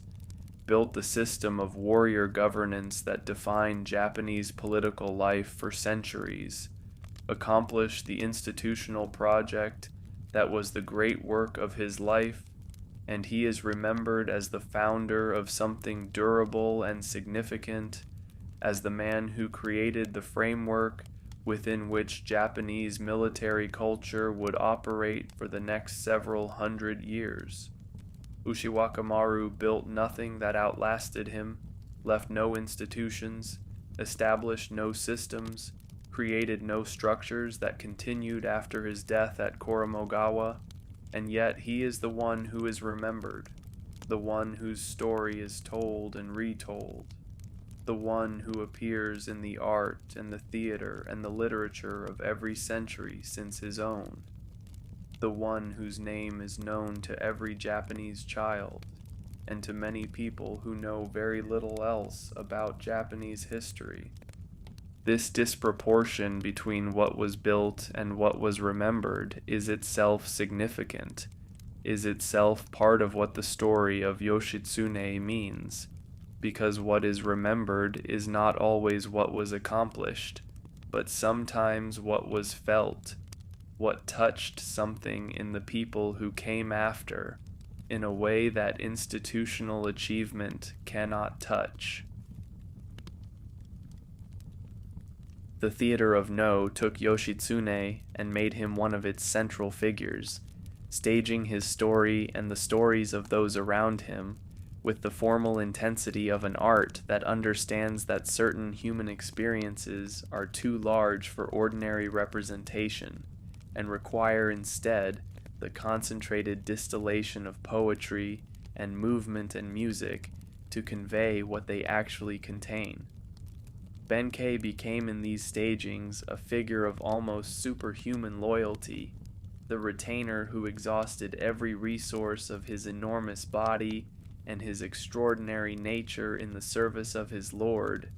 and the image of Benkei standing in the doorway at Koromogawa became in the theatrical tradition a set piece of particular power, something that audiences saw knowing what was coming and were moved by anyway,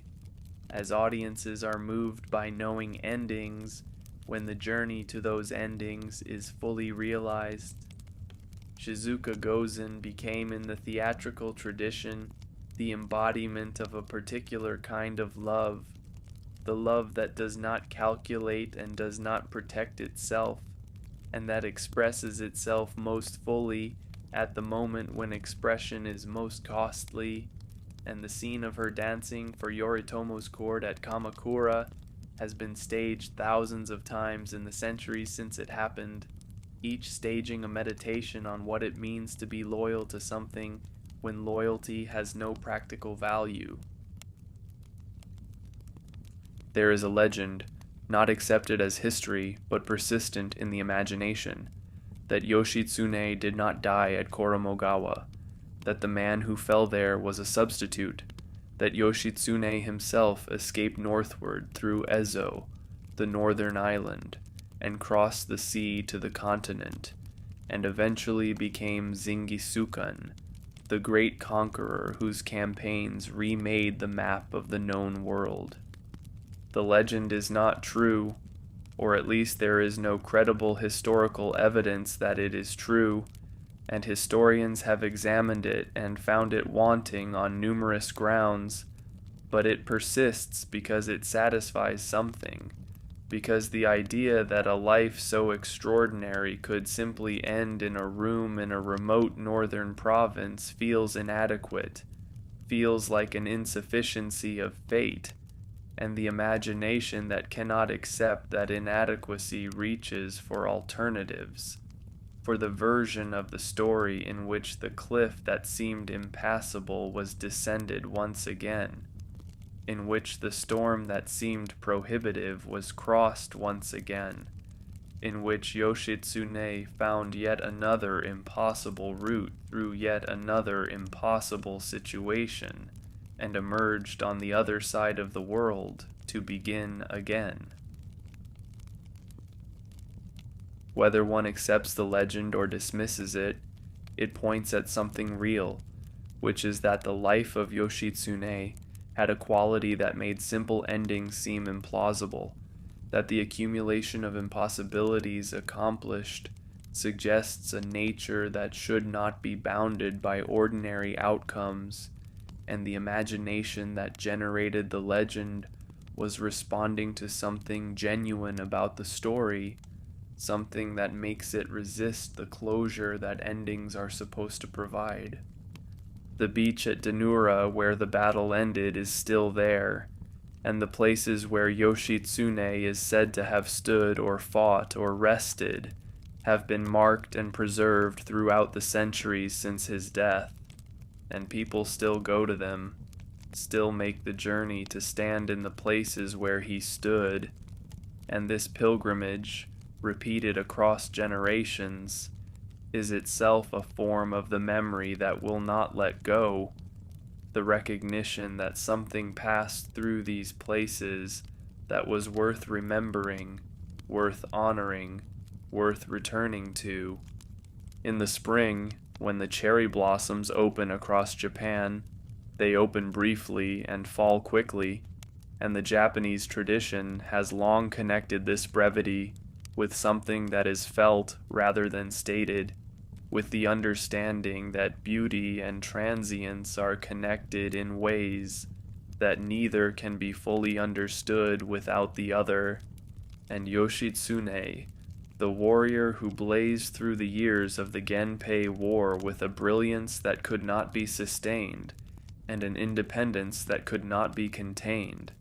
has become part of what the falling blossoms mean,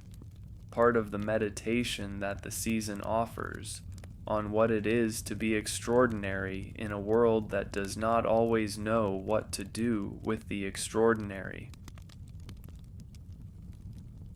He was born in a household marked for ruin, in the year that his father was destroyed, and he grew up on a mountain learning things that the mountain had no reason to teach him, and he came down from the mountain with a companion he found on a bridge, and an objective he had been carrying since before he was old enough to understand it, and he accomplished what he set out to accomplish and more, and it cost him everything, and he is remembered. Benkei stood in the doorway. Shizuka Gozen danced for the court that wanted her to be broken. The horses descended the cliff that could not be descended. The fleet crossed in the storm that no fleet should cross, and the tide at Dan-no-ura turned, as tides do, at exactly the moment it was needed, and the world was changed, and then the world went on, as the world always does, and what remained was the story, told and retold across the centuries, of the warrior who was born in defeat and lived in brilliance, and ended in a room in the north, while his greatest retainer held the door. Some stories do not end, they become part of the air. Some stories do not end, they become part of the air. The tradition of no theater that grew around the story of Yoshitsune is one of the most concentrated expressions of what Japanese culture made of his life, because no is an art of reduction, of taking the enormous and the complicated and distilling it until only the essential remains. And what it found essential in Yoshitsune was not the strategy or the tactics or the politics, but the quality of the experience itself, the feeling of being that particular person in that particular situation, the longing and the grief and the strange beauty of a life that was lived at full intensity and ended before it should have. The plays built around his story, around Benkei and Shizuka Gozen, and the barrier at Ataka, and the final stand at Koromo, are among the most performed in the entire No repertoire, and they have been performed continuously for 6 centuries, each generation finding in them something that speaks to its own understanding of what it means to be loyal, and what it means to be exceptional, and what it means to lose. Benkei, the play of benkei on the boat,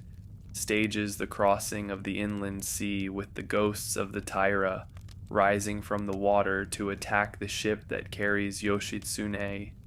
the dead returning to claim what the living took from them, and benkei driving them back with prayer and with force,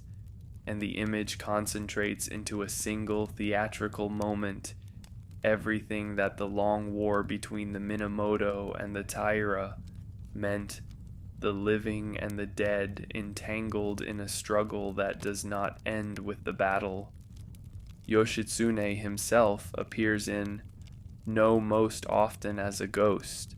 as is the convention of the form, returning to the world of the living to complete something that was left incomplete in life, to say something that was left unsaid,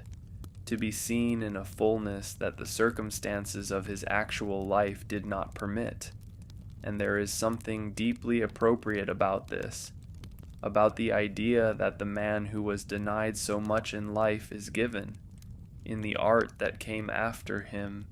the space to be fully known. The temples and the shrines that bear his name are distributed across Japan from north to south, from the sites of his victories to the sites of his final flight, and they are tended and visited and kept alive not by official mandate, but by the continuing interest of people who find something in his story that they want to be near, something that the ordinary life does not provide,